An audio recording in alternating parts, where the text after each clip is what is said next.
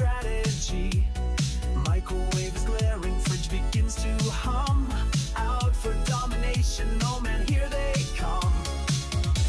But I just wanna dance, ooh yeah. Take a chance, let's go. The machines, they advance, oh no, all I want is romance.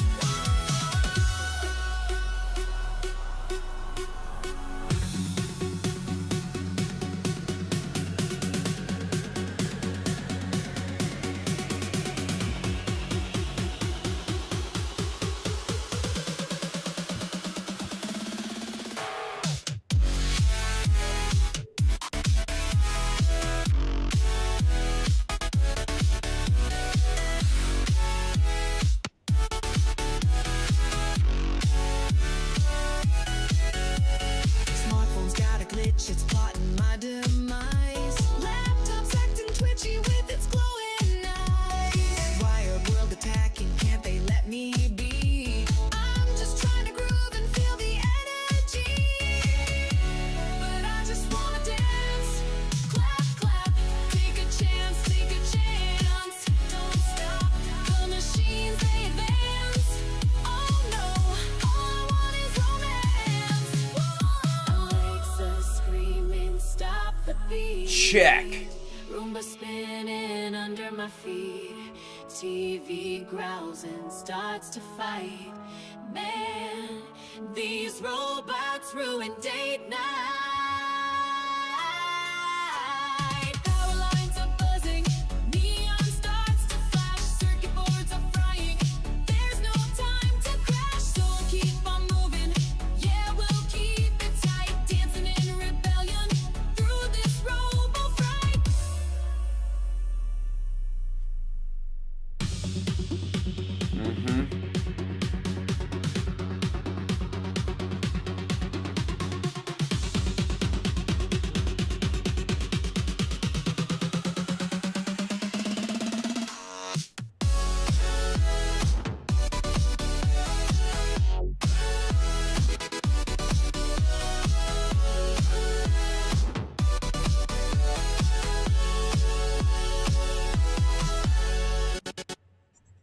All right, I think we're getting ready to go. Yeah, we definitely are. All right, welcome to the show. Let me jump right in with our dear friend Rob Glenn. Happy Friday, everybody. It's Friday Eye. Hello. How you doing, Rob? I'm How you well. feeling? How are you? I'm hanging in there. I'm doing my thing. I'm looking forward to seeing you tomorrow. I know. We'll be ships passing in the afternoon. Hopefully, you'll be able to make it down to the station and say hi, and chat room say hello. What's going on? Where you at? And in your AI journey, because it's upon us, kids. I have to say there's a I guess there's a new BC and what do we call it? AO maybe before AO. before Claudebot and after OpenClaw. Okay, that's the good. the agentification went immediately from, and this is crucial, went immediately from this idea that businesses are going to fire people because they don't need workers, because they've got agents that will do the job of a human being. And it is the brand new digital version of the movie Gung Ho, or the stories we heard about people being, having to train their foreign replacement before all the factory is packed up and shipped overseas, right? That was the nightmare scenario that we heard, and it happened in a lot of physical factories. And that was the story we were also told around AI in this particular stuff, yes? And then it turns out the agentic revolution happened at the gutter level, that it literally went the other direction. It wasn't that big companies and even large to medium-sized organizations were like, fuck you guys, you're fired, I'm replacing you all with bots. It was that up-and-coming startups were competing with the big guys in matters of weeks, because instead of hiring people, they were going, okay, what's this job really? What does this really do? Like, do I need a whole person here showing up in my home office every day to fill this out? If I do, cool, I'll hire that person. If I don't, and I can automate, or and automate is the wrong word. I I don't also like think, automating it. yeah, yeah. Because it's like my thing about synthetic intelligence. Automation is not automatic, and it doesn't just appear out of nothing. Where you go do that and do that, like, and it will do it. Like you have to train a robot a lot to do the same shit over and over again. It's Hmm. it's more like, um, these are digital robots, for lack of a better phrase, and You mean even like LLM agents? You're yes, saying? yes. Yeah. The Okay. I LLM got agents are. They're like robots without bodies. And you. I'm not Hmm. the only one that thinks so. I don't know if you know this, but Mark Zuckerberg is is turning himself into a robot. I don't know if you've heard this part of it, but he is, and apparently, I don't know. It's trained on everything he's done and what he likes and what he's read, so it will continue to make stupid ideas get way out over its skis and cost the company So billions of dollars. Why it'll do I have make a bunch of meta decisions, right, exactly? Why metaverse That's decisions. that's right. Why do I have to show up for work to make stupid decisions? I can automate all of these stupid decisions, right? I can create a bot that is just as dumb as I am, right? Is the idea, and it has better people skills. The irony. This is true, Rob. That people at Meta would rather talk to the chatbot version of him than the Oh, real guy. for sure, Clearly, probably. I I, would I, say I I'd yeah, rather talk to the chatbot version of him. yeah. Seriously. Okay, Yeah. so the Meta. He's reportedly building an artificial intelligence agent to assist with his tasks as part of a wider push to adopt AI in the company's day-to-day workflow. Now, right now, that just sounds like he's firing his assistant and he's digitizing his assistant. That's really what that is.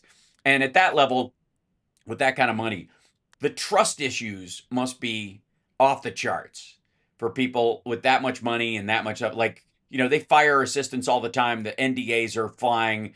There's not just personal stuff, but proprietary business stuff. And, like, there's a reason why you would immediately shift to an internally housed, especially if you have access to the computers they have, an internally housed digital AI assistant that you can literally make forget something by going forget that, and it does, right? Hmm. Hmm. So, anyways, that um, the, it seems like there's like a that website TechCrunch. This is a good example of TechCrunch. It's where the upstarts from the bottom are coming, and for all the big corporations, and the big corporation guys are like, how do I bug out to my Hawaii bunker and never show up to this stupid job ever again Yeah. because Before they eat away eat the me. foundation of my company. Exactly, or try, or they all come for me like it's the French Revolution, right?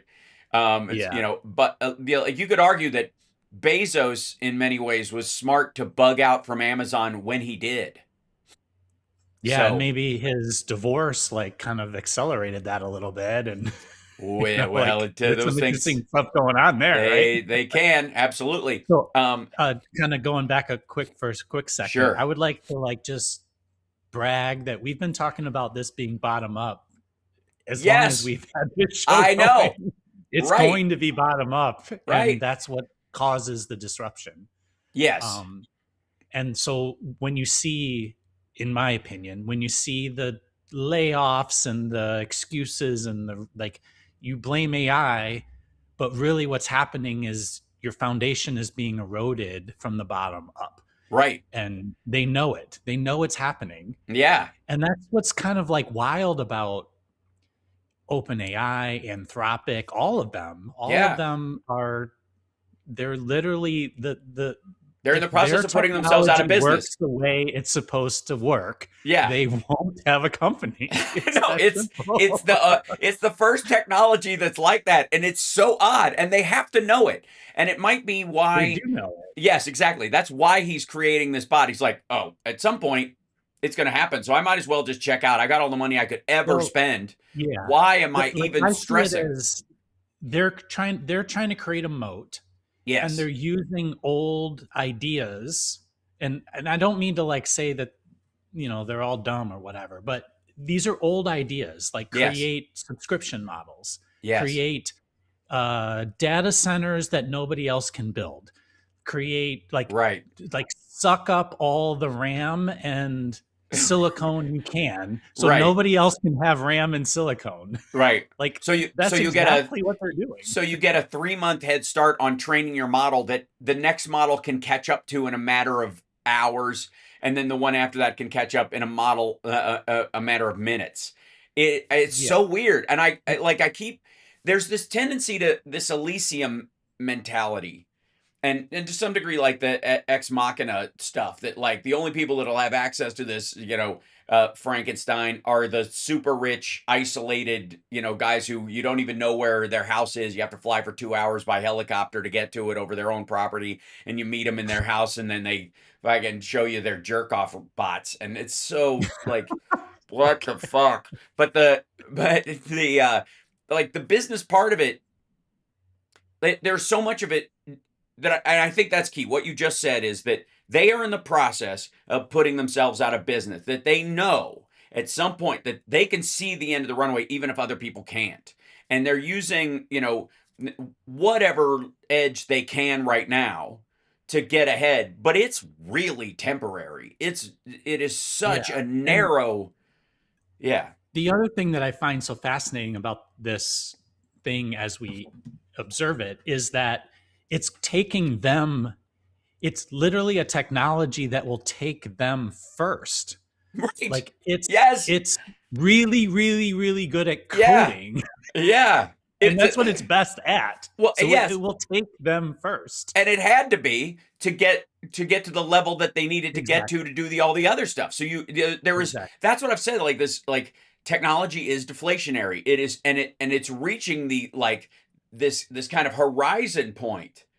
There was a point where it was at its apex, where the technology was still so complicated and hard to come by, and only a few people knew how to use it, but it was super crucial to business, Wall Street, and those kind of things. So think of mainframe computers and personal computers that are linked via a primitive internet, late 80s to early 90s, where super rich people are having like basically Ethernet cables ran all the way out to their house in the Hamptons for millions of dollars to, in the Mhm. late 80s, to be ahead of something that was kind of there 6 years later to almost everybody over phone lines, right? And then it got Yeah. faster and faster. And But then they were, cable, they basically piggybacked off of cable, that's coaxial exact, cable. that's right, And then fiber. Now it's fiber, and right. fiber's getting, I mean, I've had fiber for a couple years because I'm in Chicago. So Hmm. but like my in Rockford, we have fiber in Rockford. They're laying it right now, and Right. like that's what the Build Back Better plan was doing. I don't know how I don't know the details of like specifically how it's being implemented, Uh-huh. but if there's fiber being laid, it was part of the infrastructure. And we talked about, even back then, we talked about like the thing that will break MAGA or just this Yeah. craziness that we're in, it's transparency. Yes. And transparency comes from access. Yeah. And access is happening. It's happening over cell towers with 5G and fiber and cable. Like Yeah. it will eventually break. Yes. There's no other possibility. There's Right. no other outcome. It will break, and Yeah. it's breaking now. Like And part of it is because and again, talking about like old tools you're talking about, is that they're infighting in a, podcast on podcast. But the reality is that the reason they're in this situation is because they have different information streams that are competing. And so whatever, Dave Smith, Candace Owens, Tucker Carlson have their information stream, and Mark Levin and Ben Shapiro and that crowd have their own and the Jesse Waters have all their info stream, and they're kind of banging heads. But eventually, it won't matter. You'll be able to self check across all of it, anyways, and there won't yeah. be any gatekeepers for Well, that information at all. The suppliers will be the most important thing in the world, because journalists who actually are verifiable will have this weird leg up. They'll be the blacksmiths in this situation, where this kind of crafting can only really happen, yeah, I person to agree. person. And I think that it's, what it's currently breaking. If you think about what was always a moat in this case, was not having connectivity. So everybody was sort of in their own Yeah. cul-de-sac, and Right. you could deliver a message to them over broadcast TV, or, you know, That's right. like maybe I'm trying to think of like Radio. what's other, like You radio. could do There you direct. go. You could do push polls over Because the phone. That was a sneaky way of doing it. yeah, I mean, radio is a good example because you like not any random person can start a radio station. Right. One, it was really expensive to do, and two, you had to have an FCC license, and And then it was also you had to dangerous, like and it cooks your pay for brain, which the is why all radio yeah, engineers are insane. exactly. But when that melts down, and radio is basically not a thing anymore. I mean, it's there, but Yeah. it's not profitable. It's Right. it's it's it's eating itself. Yes. It's in this sort of like merger and acquisition like situation where they're just basically trying to chase all the cash out of it, and then it'll eventually break. Hmm. My point is that when it went to the internet, then what you're starting to see, like literally in Trump's brain, is he thinks that there's like multiverse and DC. He's like, well, Hmm. there's Marvel and there's DC, and I just and in the past they were like separate Yeah. subcultures. Right. They didn't intermix, but now Right. they just intermix, Yeah. and he can't keep them straight, like literally, like because Yeah. one, he's obviously just aging Stupid. and stupid, He was. but Yes. also because even if he was some actually really smart 4D chess guy, he still couldn't do it. And that's like part of me thinks like we're kind of lucky that you know they're dumb and he's aging and he's just literally like not capable of doing it. But I think if he actually was 20 years younger Hmm. and capable of doing it, it still would be in this same situation, because we as people have agency in this, and they would like the multiverses are the universes are cohabitating. Right. Like they're gonna mix. There's That's no right. reason why they wouldn't, because of technology, That's right. It and is it's what going to break anyway. it is very much in line with why China has such an AI problem, because Exactly. the very nature of AI of information in China is that it must have a glass ceiling established by the Exactly. CCP, that you are not allowed to talk about. Netizens can get arrested for posting about things you're not supposed to. They'll set up an algorithm to automatically strip things down. But the problem is, if you train an AI in that environment, it has to behave around those rules, and that will be baked Yeah. into its learning over time, so it will always be behind a freer model. Now, some models with no constraints will just become a mess, and we'll talk about how memory can get congealed into a useless soup, and they've kind of learned that in a minute.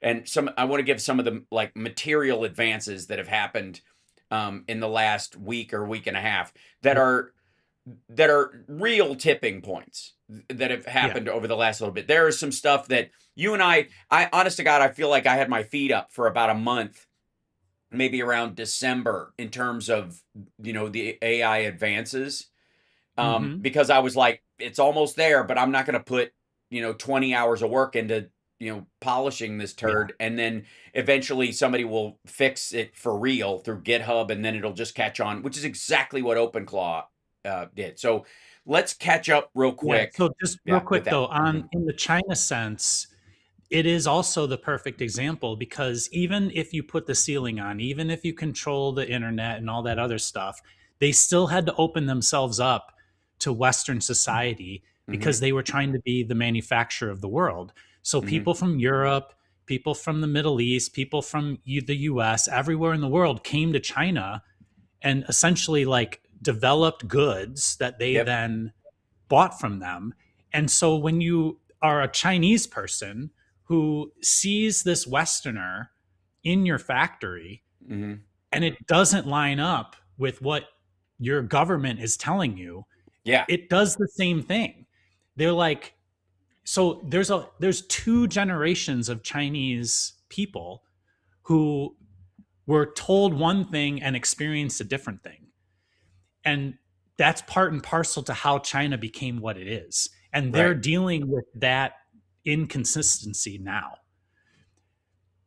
Yeah, and that there's there are a lot of parallels between what Trump wishes the internet would be, or Exactly. information and workflow is, and the sort of hierarchical dominance idea that he believes is intrinsic to people. That's why he thinks coal miners wouldn't take a fancy apartment in New York. They just love being underground like fucking mole people. And he thinks that, farmers would never take an easy job if they could get one. Like it's Yeah. so like Also the sort of dominance of, Russia saying, oh well, we're just going to go take Ukraine like we took Chechnya, or yeah, right.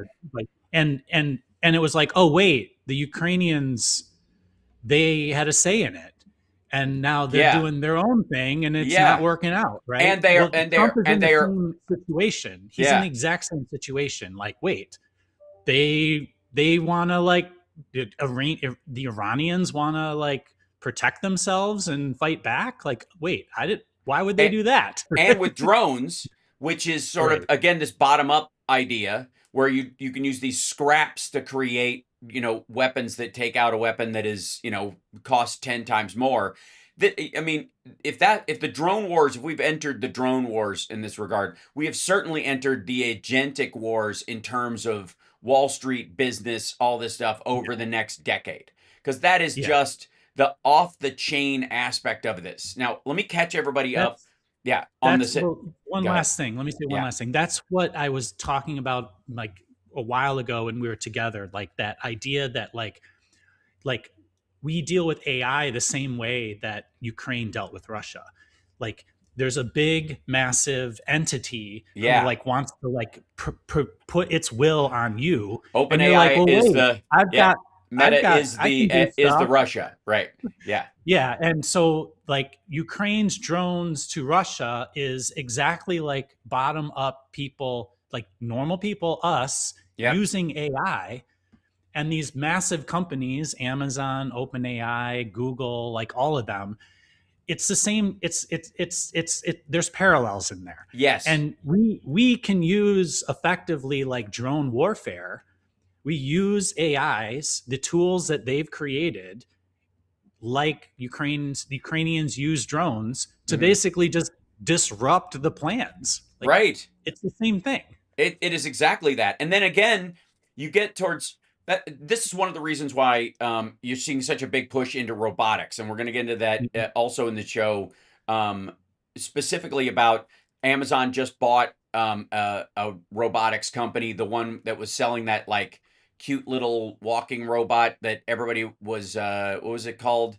Um, where is it? Fauna, that had this little like walking robot. Here, I'll show you real quick before we get into this. This little robot thing that they were going to sell for $50,000. That was like Oh yeah, who, yeah, I and remember they're you saying showing that a it's while ago. yeah, it was just it took them all of like 6 weeks from launch to be bought by Amazon like that. All right, And it's they yeah, can cash it out, right? Like yeah, absolutely, yeah. Well, good and for them. also like how fast could somebody else come up with a similar model that just looks different? It's not like anybody with the access to the actuators and the NVIDIA sim models and and some decent programmers. If that's all you cared about for half a year, poof. These days, it doesn't take as long. Figure 3 was designed in 18 months and is already up and running. It walked with the first lady, more elegantly, I would argue, than even she. And certainly with less emotional baggage, in the White House. So that was an 18-month iteration on a humanoid robot with articulate hands and cameras in its palm,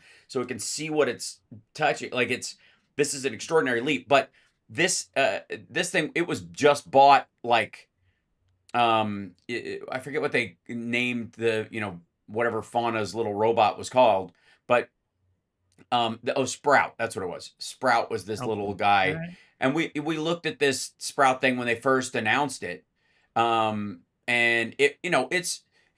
it looks like a toy. It's specifically, meant for, building interactive robot services. And I got to tell you, there's like 9 companies in China working on similar bots that just look slightly Yeah. different. Most of them, again, look like Power Rangers for some reason and fight, which I think is the dumbest thing you can get them to do.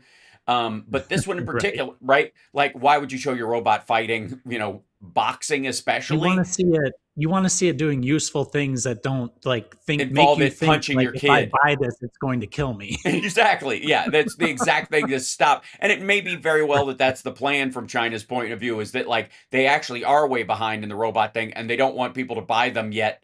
So they're trying to put everybody off of the idea. But Fauna was just bought by Amazon because they know that's the one area where we can't quite bootstrap it yet. Most of us can't go to the leg and arm store and buy and build a robot like Legos quite Right. yet. Although, we're I not. I could show you some stuff I'm doing where like I see it. Like Yes, yeah, agreed, agreed. it's very close. Like in fact, I've been wanting to create or make or buy a Yeah, robot for our business, right. and there's our options now are like multi like 6 or 7 axis robot arms. Yeah, Not there's no real like option yet for like a walking, bipedal robot yeah, that you can just go out and buy. But as I thought about it and I've done the work that I've done, my good enough, like, you know, I could probably make a 3-axis something that would be I. pretty damn useful Yep. and Just it with wouldn't it. take me very long. So Nope. there, and when that converges and we just go do it, like, that like you don't, everything needed a kit. Everything needed Right. like instructions before. Yes. And you like if you come at it the right way, you don't need a kit anymore. You don't need the Nope. instructions. Right. You don't. Yeah, that's You what I'm just saying. do it. AI at its root, if you don't use it for anything else, is a giant manual for every device that Yeah. exists. I mean, you can later, if you could download, and you can. Let me be clear about this. You can download an LLM right now that has, the information computational awareness of a quality of like late last year. Like, if Yeah. you have a So device and I you could told solar you and that I was using GPT OSS, the 20 billion. right, That's and it runs on a 5 or 6 year old computer I have here, and it right. works very well. And it's Chat GPT 4.4 or 5, I can't remember Hmm. which. Um, so it's running right now, like literally beside me. Yeah. And and You a put a year solar ago, panel and a battery on that thing, yeah, and the world collapses. That's how the cell towers get put back in place. That's how exactly. society gets rebuilt. You remember that was the big fear. That was, you know, Did I- that was Joe Rogan's fear of the breeding of stupid people before he realized that was his primary audience, and he was like, "Oh, actually, the number of stupid people, breeding actually helps me from a business standpoint." But let me get into this overall because yeah, you and I can, I'll stop talking now. I know you and I can get, you and I can get into our semi-debate window of this, and I want to kind of, like explain to our audience the how the application arc happened in terms of agentic AI as a term last year that people were Yep. floating to exploding onto the scene. We've talked about OpenClaw, this thing, and I have an iteration of it that I built, but quite frankly, things moved so fast that I didn't even need to get it up and running before Claude Cowork and to some degree now Codex. and Codex and on OpenAI, Perplexity, and Anthropic. Anthropic. All three have something close enough to it that That's right. you In the can get Rob the Glenn thing rule, functioning. that is well within it without the whole like, giving the keys to your car to a stranger who walked up to your front Right. door and says, "I'm your new friend." And that's how a lot of people feel about OpenClaw.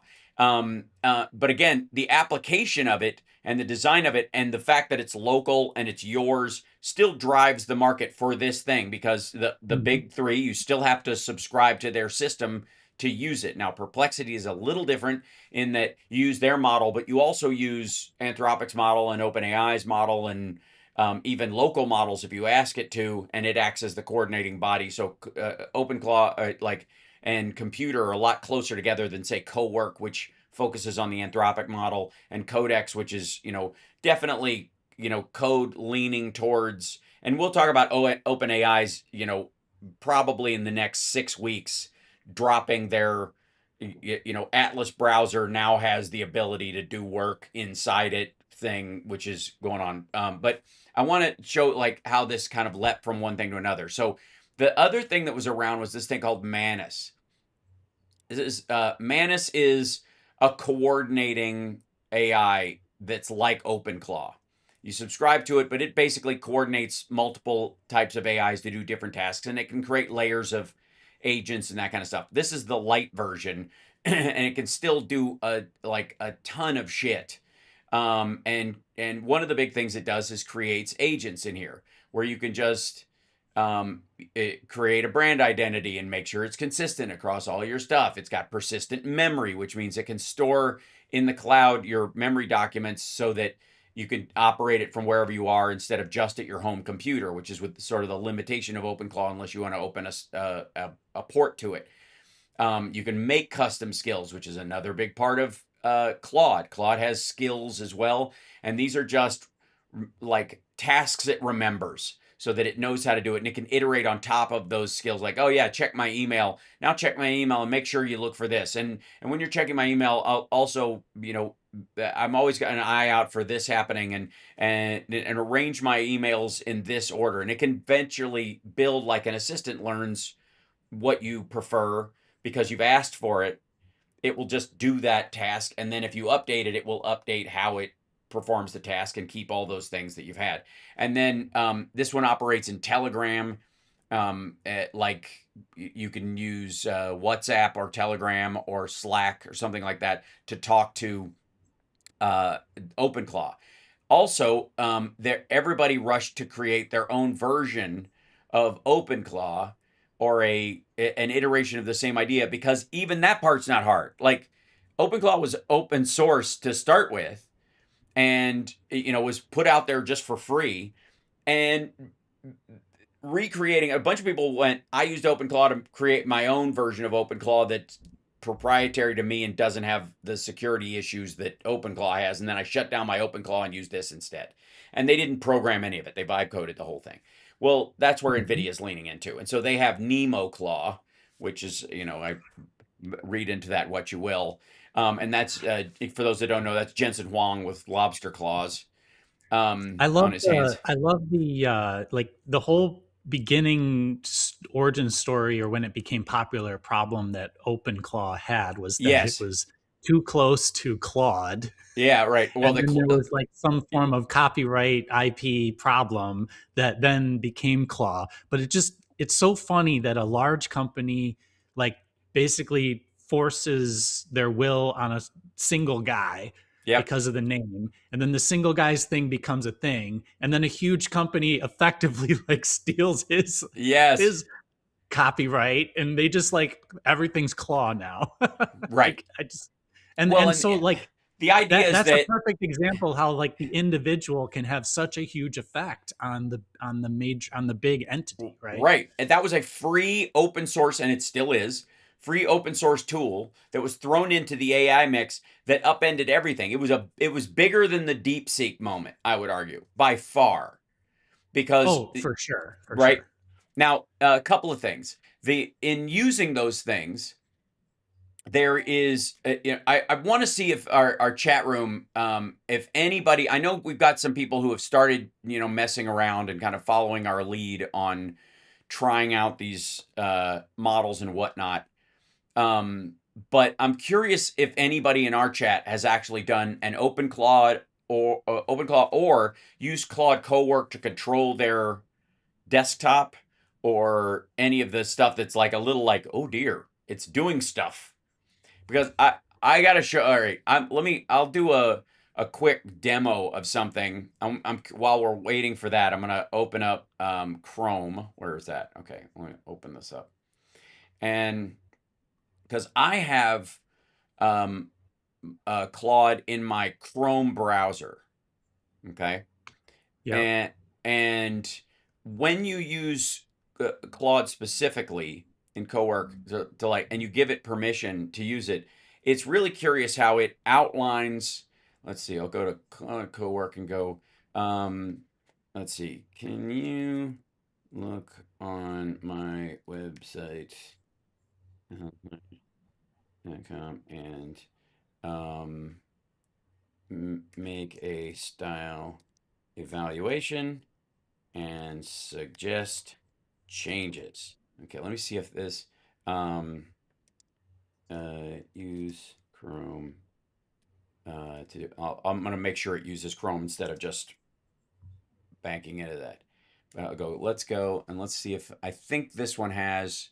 My other computer has the access to um, the like Chrome browser thing, but it is thinking right now while it's loading the tools.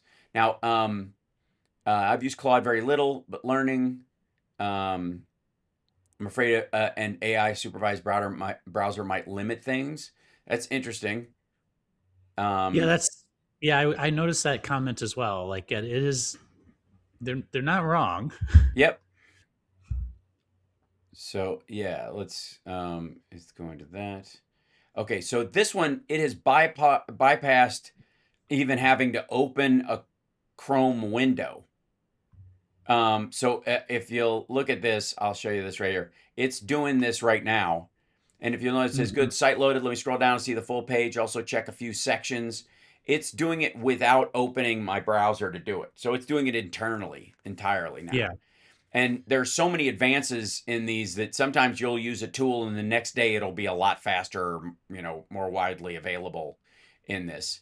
yeah. So Gen X Jen said I use Claude to clean up old emails and set up some filtering rules, basic stuff, but it worked pretty well. yep, That's a very powerful thing. yep, And in my good enough world, like if you just look at simple stuff, how much time during the day do I waste mm-hmm, basically filtering mentally through all the spam emails I get to understand the ones that matter, yeah, right? And it's probably a lot. It's probably more than you think, right? yeah, So it seems simple, but we've switched into this world of email and Slack, uh, mm-hmm, Slack, whatever they call that, not text, but you know what I mean. Um, and there's a lot of noise, and you're looking for the signal, and sorry, I lost the name, but the commenter, that what they're saying is yeah, basically like, yeah, it's a really great way to, like, with natural language, figure out how to filter your email. And you were able to filter it before, but you had to, like, manually make these rules, and right, they would break a little more easily. And right, this has a little bit more like cognitive ability, if you yeah, will, to, like, understand what the edge cases are and kick those in there. right. So let me go to. I'm gonna do something real quick since we're like while we're live on the air. I've got to log into something real quick down here. In a way that I didn't. Let me go. I didn't know. All right. So this, I just had it run. Look at my website and give me some style and design. Criticism specifically, like something's wrong if there's dead links and stuff. Dude color is clean, easy to scan. The teal subscribe button pops nicely. Da, da, da. It says it's got a priority list of what it would do: remove, fix, duplicate, Iran conflict tracker, nav item, delete the placeholder widget, both instances, remove the test quote, an empty audio player, replace the logo only hero slide with a strong photo view. Okay. Let's see. You are here a moment at the top. Want me to draft any specific copy or mock-up ideas for the hero footer? No. Let's see. 1 second. I'm going to go back to here and make sure I'm in my websites thing. And I go, uh, can you go ahead and make some of the format changes? Um, let's see, and fix bugs. I'll do the design elements later. Um, this kind of thing. So my website is live currently. So I'm gonna see if it jumps over. I've got the Claude extension in here. I think. Yep, there it is. So it should be able to. Let's see. Log in. Determine. I've got to log into my websites list. There we go. And then I will log into my um, WordPress. I can only get redirected to the login page. I can enter your password. I can't enter. Yes, I know that. I'm opening it up for it. So let's see. I'm in. Now this is now working on my website behind the scenes. It is now got access to it. Let's see if it'll take a screenshot of that. Failed to capture screenshot of Chrome extension page. This one. Oh, maybe the Chrome extension has to be turned on again. It gets very squirrely sometimes. Oh yeah. So hold on. I'm not logged into it on there, which is okay. That's easy to fix. So we'll fix that right now, and then Somebody talked about yeah. having an agent unsubscribed. I lost it, and Mm-hmm. Ellen Doyle. That's a really great option as well. So like, yeah, you're using it to like filter the stuff that you're seeing in Mm-hmm. your inbox, and maybe you can decrease the amount coming your way.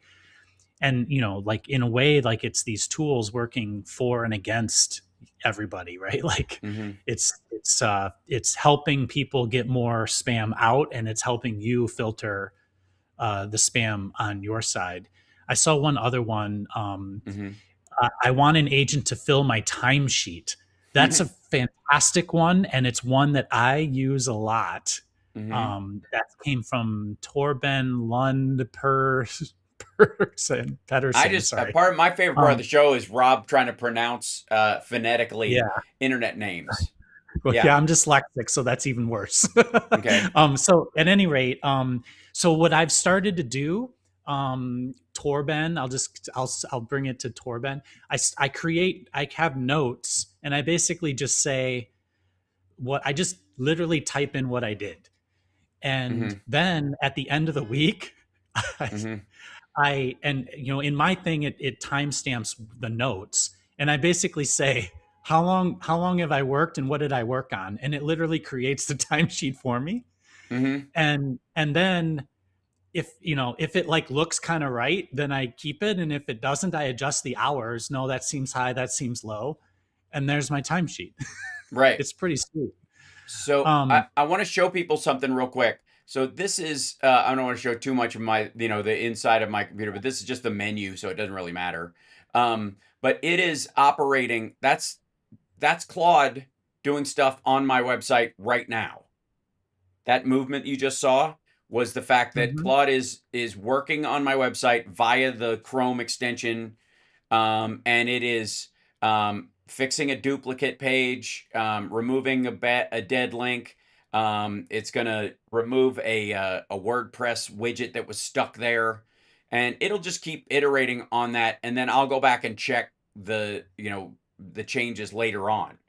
So glad to Barada nickel Yeah. nincompoop necktie. Connie Um, Cat Connie Cat said Copilot has not been good or reliable about following rules in emails. I've heard Microsoft CU talk a lot, mhm, but the product is bad. And Connie, I would assume, is a female or woman. Yes, she's right. mhm, mhm, That when Microsoft takes Copilot and like basically tries to turn it essentially into like a filter or macro or something like that, it doesn't work very well. But what these agents are starting to do is you become they literally create a system where you're the human in the loop, and so um, it'll literally ask you questions instead of just going and doing it. You can set it up to ask you questions if it doesn't know with enough authority, let's call it, or with like a if it's like we think it's right, but maybe it's not mhm. totally right, right? And Right, it'll then ask you like, hey, does this sound like it's real or not? right. And then as you communicate with it in natural language, that's how you build these like rules and filters. Mhm, And with Codex, with the agentic one, the Claude that you're using, they're better than co-work for sure. mhm. Well, okay. So real quick, we've got I think, I don't know if this is trolling or for real, but whatever. Bialy says, HouseSpark supports AI. Peter Thiel, Sam Altman, Alex Karp, Jensen, Pedo Gates. I suppose that's Gates, Bill Gates as the pedo or whatever. Okay. Just to eliminate the need for human graphic designers. Beware, and three exclamation points. This is All right. the Yeah, right, yeah, that's yeah. not It's a true. yeah, it's adorable. Actually, the ability for a human graphic designer to start their own business and deal with the business side of what they do much easier because of it is actually increasingly more valuable. It's the generic graphic designers that are going to have a hard Exactly. time, but the more specialized and talented somebody is, the harder it is to steal, and the more quality it is available to companies, especially that want to beat their chest about we use real humans, and that will be increasingly an important part of their sales pitch. I will tell you specifically in my business, we only hire the graphic designer now Mm-hmm. because the coding is so easy.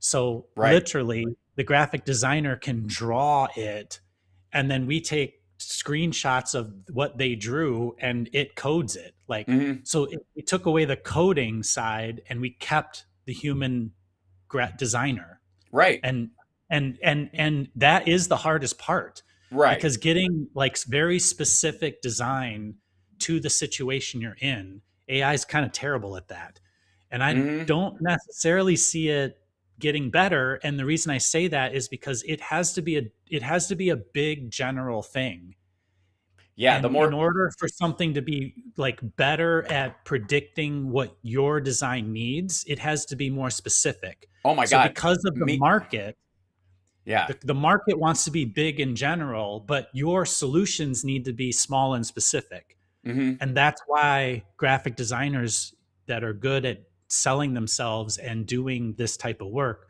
will still survive.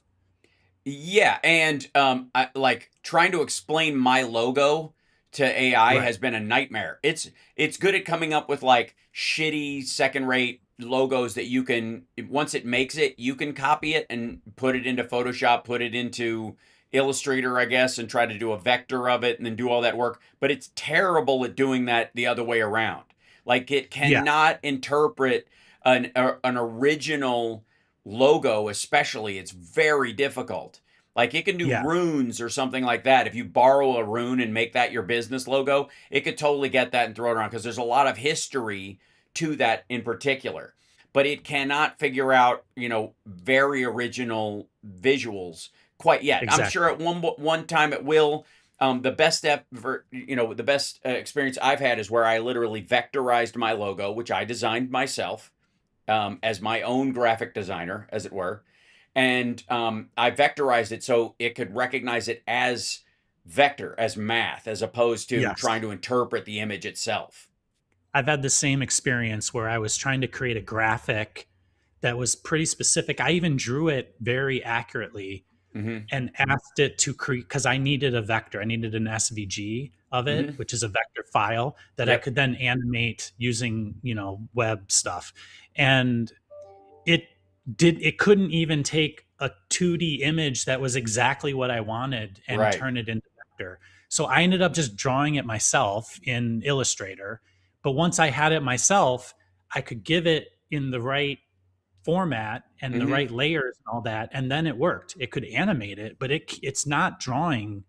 It's not really capable yet of nailing your intent, in Mm-hmm. terms of uh, like doing visual things. Right. And so again, like as I said, like we've hired less engineers and Mm-hmm. coders and more graphic designers, and they call themselves UX designers. UX is user experience. Mm-hmm. So UI, graphic design, and UX. We When we hire, we're hiring them. Yeah. And in terms of those things, like a lot of this is I want the people that do real art to be able to use these tools themselves, where they used to have to bottleneck through a Yes. business elsewhere to like even recreate their stuff or to create variations of it, where you had you need access to like scriveners to just draw copies of what you're doing. And it's not that different from using Photoshop to just change the color of something in an image over and over and over, right? um Yeah. and Uh, that wasn't oh, cheating. That was part of the design flow. After a while, in the beginning, it mm, might have seemed like it, but it created more artists and artistic freedom than it eliminated. And it still didn't drive down the desire for somebody who was a designer or an artist, to be able to draw the stuff themselves. Whether they were using an iPad with an app on it and a digital pen to do it, or an actual pen, or like a pencil set, it didn't matter.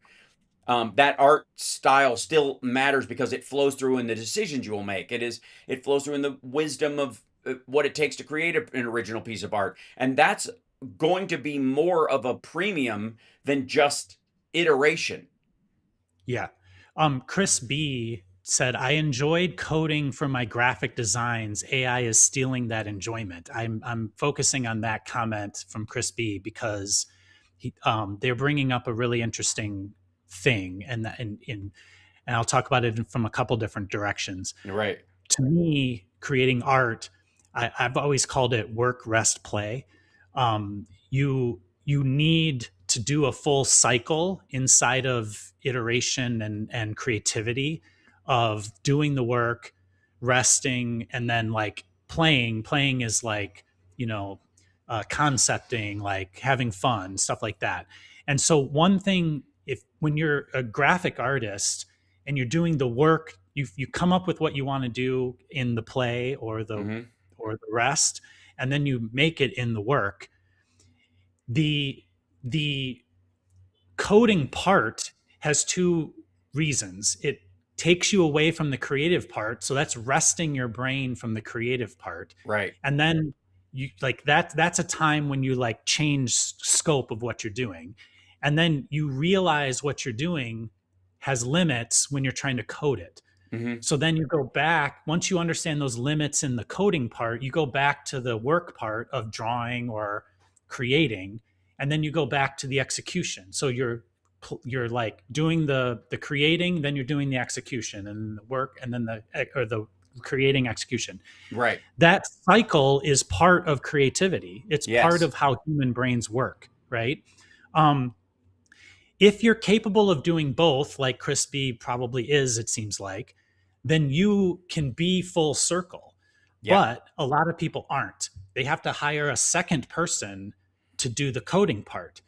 And the communication between those two people is where most things break Well, yeah, because it's where the art breaks down for a lot it's of where the the art designers too. breaks. I mean, think of all Exactly. the temperamental artist idea, where they're trying to explain what they're doing, to iterate the idea that's in their head to through another person into a tool, as Exactly. opposed to directly the tool itself.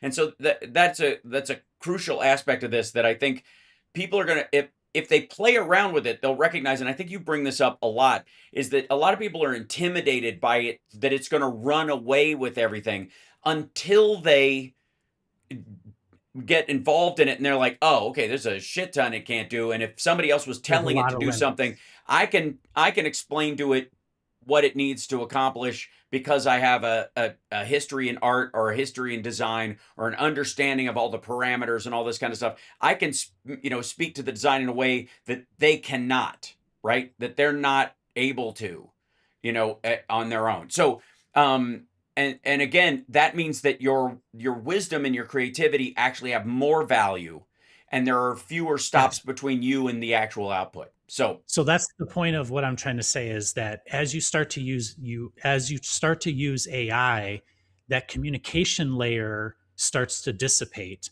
and you're in control of the communication layer because the mhm, iteration is faster. So if I try to communicate the idea I want and it fails and it doesn't come back right, you mhm, just did that loop in like 5 minutes or yeah, less. And so right, now you can just do it again. So you can mhm, loop that, 100 times in a day. Whereas with another person, that gets harder, right? yeah, And so, yeah. So to me, that's the human side that is going to take a long time to go away. Hmm. Um, and it's we have agency to keep it from going away. That's my bigger message, is that it's not inevitable that the human in the loop goes away, because we have agency to keep the human in the loop. Right.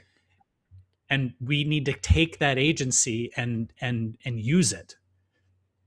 Yeah. So two things I want to address in this. One is Talia saying, "How do we stop these AI hubs?" And I What's think that?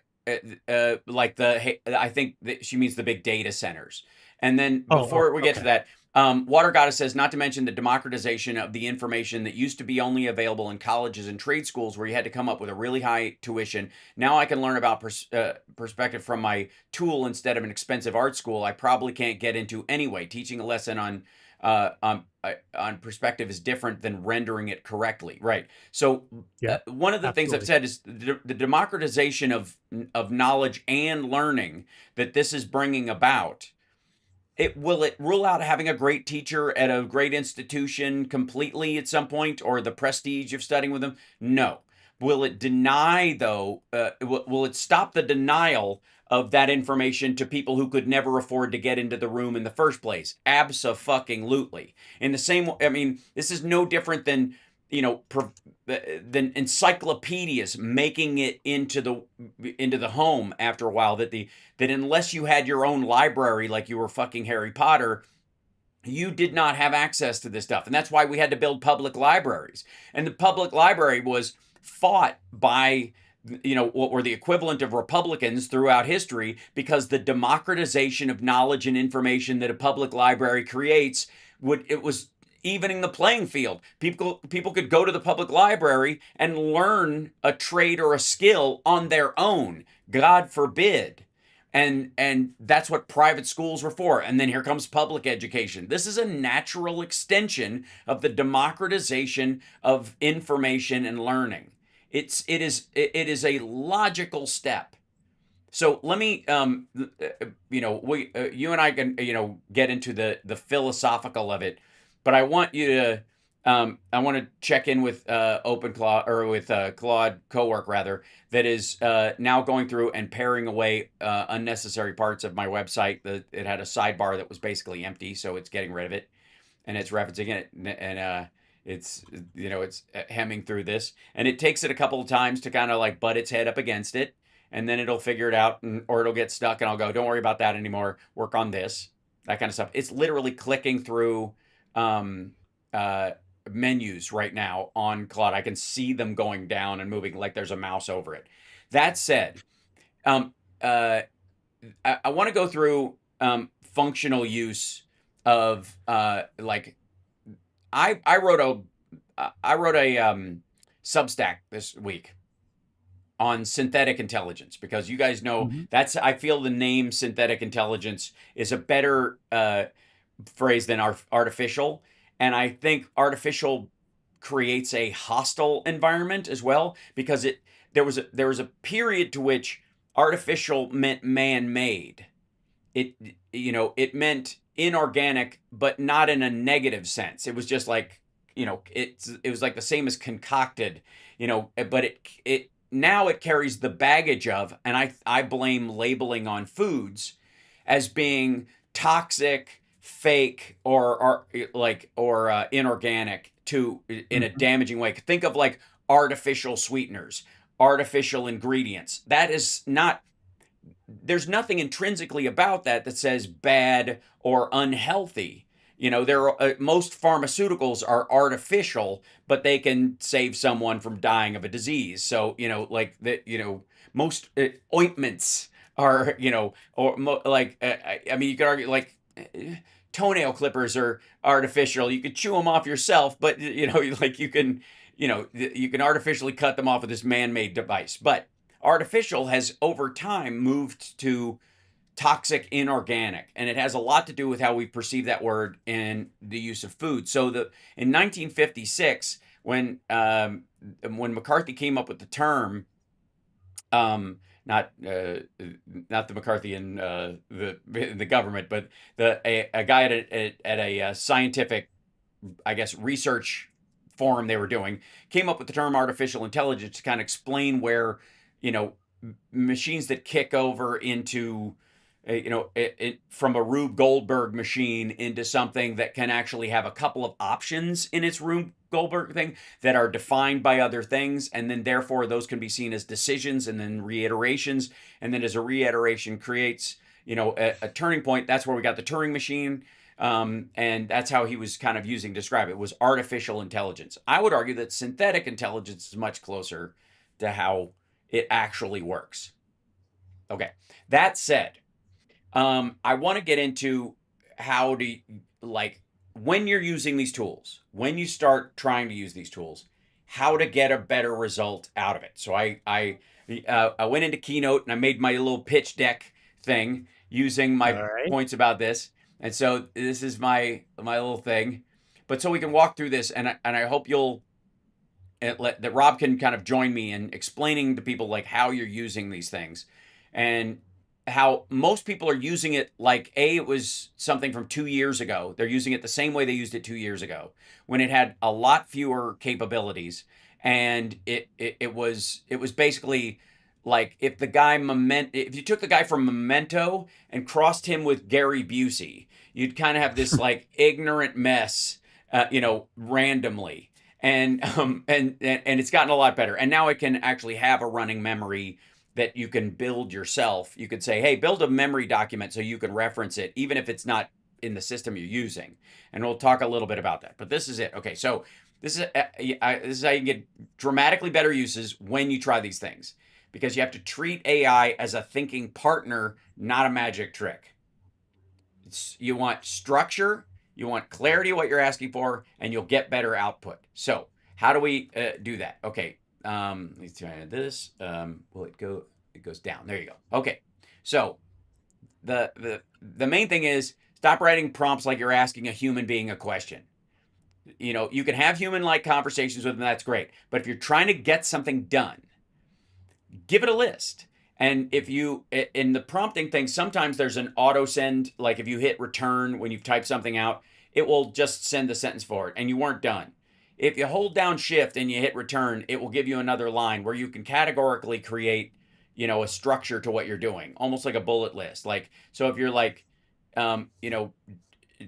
say, this is what I need, this is what I don't need, this is what goes in, just hit shift return, make a new line for each one of these things, and you'll create a block of text that isn't a paragraph that kind of gets lost in the narrative. It's just a to-do list and a to-don't list, if you will, that you can give to it. Okay, the thoughts on that so far, Rob Glenn? Yeah, you struck something there that's kind of interesting. Like I use lists a ton, and Mm-hmm. I keep the language very like tight. I don't have any floweriness. I don't use pronouns, or I don't use Mm-hmm. any like I's, me, whatever. It's just like fact, right? Mm-hmm. Like just because extra words are tokens, but extra words also allow the ability for it to get off track, Mm-hmm. right? Because there's subjectivity in those extra words. But you bring up a really interesting thing that might be worth talking about, and that is the AI sees you write a sentence and then hit enter. It sees the two lines with the enter in between the same as you might see a bullet list in Word. Mm-hmm. And so the bullet list in Word is entirely a human thing. Like humans need separation. They need Yeah. lines in between, and they need the bullet to like tell Right. them when one idea starts and then ends, and then the next idea starts and ends, right? Computers don't need to know that. So you don't need the bullet. You literally only need an enter. Yeah. Now, the other interesting thing is if you need your own personal separation, you can just stick that separation in and it'll like assume its separation. It could be a dash, it Yes. could be a space, it Right. could be a period. It doesn't matter. You can make it up as you go. I And I so, I make and the so lists like that for myself almost, just so I'm exactly. visually keeping track of what's going there, because the computer doesn't need it. But for me, it's like, okay, I told it this, I told it this, I told it this, I told it this, and that locks in that I can check it myself and go, am I giving it everything I need to not waste my time and the Right. tokens that are in there, right? So the advice I always get is use really short ideas as if it's bullets and separate them however you need to separate them. Don't Hmm. stop yourself thinking it needs to be in some format. Just do it. Right. Just do whatever makes sense to you, Hmm. and it'll figure it out because You it's can really good open, at that. yeah, you can open up Pages or a text thing or your notes app or whatever, and you can sit there and write out a thing, yourself, and go, okay, I really want to do this thing, and you can have a narrative at the top of it, and you go, but I want it to do this, this, this, and this, just your own notes on how it is, and then basically cut and paste that in as the Yeah. as the structured prompt, as the thing, instead of just going, working it out. Now you can still, they're much better now than they were before, you can still wander around the idea. I argue with mine on the regular. I have one of them set up to be very argumentative and not take any shit from me, so that I can sharpen my points, so that I'm not just walking into a rake or talking out of my ass in a situation, and I want to be able to kick the tires on what I'm expressing and not just need it. I don't just need a cheerleader. But when I'm doing my creative stuff, I don't need it to kick the tires on. I don't. Every creator knows this. You already have a critic, an editor in your head that's cutting you off before you even get it down in the first place. So if anything, I need a yes and improv partner that I'm working with, where I'm like, filling out this idea and building on it, trying to create, the depth in an idea. If you were Yeah. creating Harry Potter or Star Trek from scratch, you wouldn't want somebody, just going, "Oh, that's a stupid. I didn't know that can't be. That's not possible now. It probably won't be possible for you." What do you think? Like, you don't need that. What you need is just to get it out and go, okay. But what if this person, how about these people are a different race, or how about these people are a different being, or maybe they're not humanoid at all, or maybe like whatever you're trying to iterate, the yes and works really well. So you can tell it that you can vary that personality, like when you used to argue with the MAGA version of things. Now, let me jump to the next one in this guy. But the point is, be clear when you're doing it. So do a second brain pass on it. Think about it first. Have AI expand or challenge the idea. So, okay, all right, great. You've got that idea. Now give me 3 reasons why this might not work, or give me 3 areas I haven't gone into yet, and prompt me to think about it and give the information I would want in this. Like, okay, it seems to need a character, or a development executive might ask for a love interest. Is that something you want? Or you're immediately vetoing? Okay, if you're going to veto it, then why? There used to be I love John Truby. He's a great guy. Worked for him when I was, a scrapper in the '90s. I built his, I partially built his hypercard system back on when people were using like Mac 2Cs. Um, to write on, and you had to fill in these blocks, and they were all based on Truby story structure. And it would go, okay, if you're going to have a hero do something, then do it and explain how you're going to do it. If you're not, explain why you're not going to do it, because even if it's not in the script, it might be something that, the studio is going to go, why didn't you do this, or why isn't this there? And you need as an artist to be able to defend your decisions in an art that requires involvement of a lot of other people. And so it's very similar to that. It's just more flexible, if that makes sense. And I loaded John Truby's story structure into the chat GPT, the personal GPT that I use, because it knows when I'm writing for each of those parts. So when I tell it about the gate, the gauntlet, and the visit to death, or the inciting incident, or the opponent ally, or the ally opponent, it knows what I'm talking about, and I don't have to reiterate that from scratch. So, but you refine your own thinking using it. Don't replace your own creativity. Make it act like an editor, or a coach, or a writing teacher that goes, okay, today's assignment, you're a creative writer. I want you to write me a story that da da da da, and it will read it and go, okay, this is very similar. There are themes that you're hitting on here. There's a gap in the story here that other people might notice. Do you want to fill it in, or do you want to leave it ambiguous like that? If so, why? But you're taking a creative writing course now, instead of just having something do your work for you. Hmm. So next up, ask for trade-offs. Always request multiple approaches. If you're trying to solve a problem, give me 3 ways I could solve this problem: the cheap way, the expensive way, and the hard way, the easy way, whatever, that kind of thing. Give me a couple of if it's if there's any options to it, that kind of thing. Give me the pros, the cons, and failure points where every other people have run into a wall, or where I might run into a wall, or the limitations of what I'm working with. And just go. You could just write. Give me after you've worked this out. Go. Give me three options of and why each fails. And it's the comparison part. You get to make a decision. And again, this is about you being involved in this. Your wisdom, your decision making, is factored into this.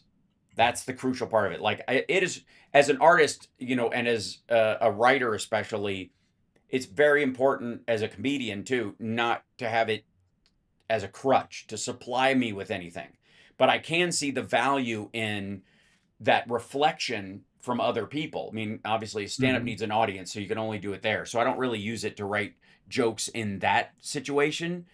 Um, Sometimes I will like look at it from, like, if I was writing this joke in a prosaic form, I'll write out the joke, and then I'll go like, if this was a blurb in New York Magazine, like they have those little joke sections or whatever, how would they reword it? If their editor got a hold of my bit, what would they do? So I can see how they shape it, and I can choose to either use it or not. That's still on me. You're still creative in this, right? Okay. So next up, and it is this is the biggest one, and this is the one that has become so crucial. And you've been working on your database yourself. I have created what are called .md markdown documents in a folder on my computer that I can tell the AI to go like, hey, this whole conversation, save it as a project, save it as a task, whatever's available in it, but also save it as like a summary of everything we've worked on in an MD document, and call it, Claude Soul or Claude Brain or Claude, like how we've interacted, all that kind of stuff. Save that to a document that's on my hard drive, not on the cloud, that I have access to. And it'll create this kind of, bookmark effectively with all this stuff. One of the creepiest things, and I don't know if you've seen this lately, that they're apparently launching, but is available if you use Claude, is /dream. So Oh, yeah. I think it's actually like a very good analogy Hmm. So to maybe how it works. yeah, explain if you will, because I found Okay, this one so fascinating. this, so I've been sort of talking about this for a few weeks. Um, so a lot of this stuff, the thing I find fascinating about all this stuff we're talking about is how well it mirrors real human beings and their Hmm. brains. Hmm. And I think it makes a lot of sense because if an LLM is structured to try to mimic our brains, Hmm. then in theory it would work in a similar way. And then secondly, if it's trained off of this output of our brains, which is all of our writing and visuals, Right. then wouldn't it mirror us? And it kind of does. And Right. so if you think about the like what we've all learned about what dreaming is, if you go through the day, you're basically flooded with inputs. And so at the moment, your brain is just literally getting filled with shit. Yeah. And the idea is that then you go to sleep and your brain is effectively what these things are calling AI agents, Hmm. where it's basically taking all the stuff and it's like going from start to finish, if you want to think about it like that. And it says, all of this is unimportant, but this is important. And it literally summarizes the important stuff, excuse me, and it saves that to memory. Right. And then, so in theory, at the end of your dream session, you should have taken a whole bunch of data, which is this big, and you put it into a bullet list. And then that bullet list is what's saved in your long term memory. Hmm. And so your bullet list, and this is where different humans, different people have different ways of remembering, right? Right. You might remember from a sound or a word or a smell or a visual. Hmm. That's your brain having effectively summarized an experience into a smell. That's the bullet. Yep. And then that bullet goes into your memory so that later, when you smell that thing again, your brain has a very quick access to boom, smell, memory, and then the memory grows from the smell, That's right? right. Okay. So a really good way to think about this is you're on your chat bot, you're in your job, you're basically like flooded with a whole bunch of stuff during the day. And then what these chat bots are doing, Open Claude does it now. Yeah. Claude does it. What they do is they essentially do the same thing. They summarize everything you just did. They Right. put it into a bullet list, and then they save that bullet list into the file that you're talking about. And so what it's doing for its deficiencies, I'll call it, is that it can only accept every time I go back to my same thing. Every time you like talk to AI, Mm-hmm. it sends all of the information. It's like you literally just you're in Memento, and every single time you hit enter on a thing, it sends all the information it needs to give context to that thing, and then it processes it and it sends it back. It doesn't have a memory. Its memory is your huge list of bullets. Right. And so eventually over time you run out of space.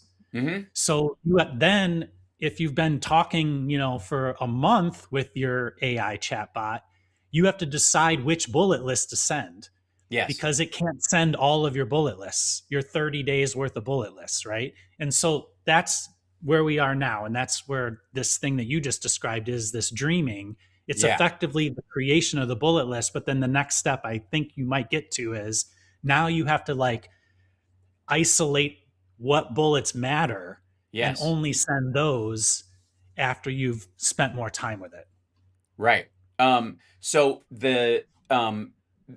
yeah, I just put a poll in the chat asking how often people use AI on the YouTube channel. And so that'll pop up on there. By the way, like, subscribe, give a thumbs up, support the show, etc., etc., etc. We have 42% say never. So that's an Yeah. interesting Well, yeah. number. I mean, I don't doubt it because our like my audience and people on my side of the aisle are probably the most human centric of the political spectrum. That we care about actual people and the organic life we all live in. There's probably a bunch of fucking hippies in here with long hair and stuff, and so it wouldn't be surprising that you wouldn't do it because there's this aversion that I would argue you are being sold. If the prevailing mythology that you're hearing from a lot of sources is don't go anywhere near it, it's inhuman and that kind of stuff, maybe, just maybe, that is the sales pitch, not the one that, is trying to make you like it, but the one that's trying to make you stay away from it, like cell phones and all kinds of other stuff. And the greatest thing about it is, yeah, you should touch grass. It's very important. Get some sun on your face, move out, and breathe some outside air. But you have more I time would to like do to that say, though, that if you, you can yeah. use AI daily and touch grass as Yes, well. they're not mutually exclusive at all. Right. Um, um, I'm going to ask also, which AI do you use if you use one? So that there's a question in there, so I can let that go. So I can at least have it in one place because sometimes the chat scrolls by, I can't see shite, right? So it goes by. Yeah, there's a poll on YouTube. Sorry, and Ali Osher, I will try and do it as well on Twitch. I would love to be able to run them concurrently, but there you go. Yeah, the White House launched an app today. That's how vibe coding works. Even idiots can do it. Okay, so let's go back to here. So externalizing your memory. The whole point about this that I want to make clear to everybody is that the more personal you make it to you, the more value it has in the long term, and the more it can't be taken away by others. And there was a good piece of news, and one of the big fear points we hear over and over. Let me see if I can find. Is it this While guy? you're looking for that, I would like to Yes. say that this concept of an external memory Mm-hmm. is the data you own. Yes. And it's like fundamentally, because the memory window has a limit, Mm-hmm. it's you for a long time still, until they figure out this memory thing, you will own your Mm-hmm. context. You will Right. own your window.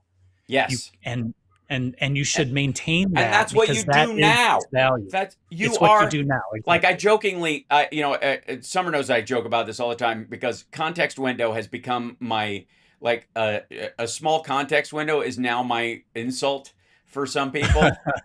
That's For funny, actually. yeah, right, yeah.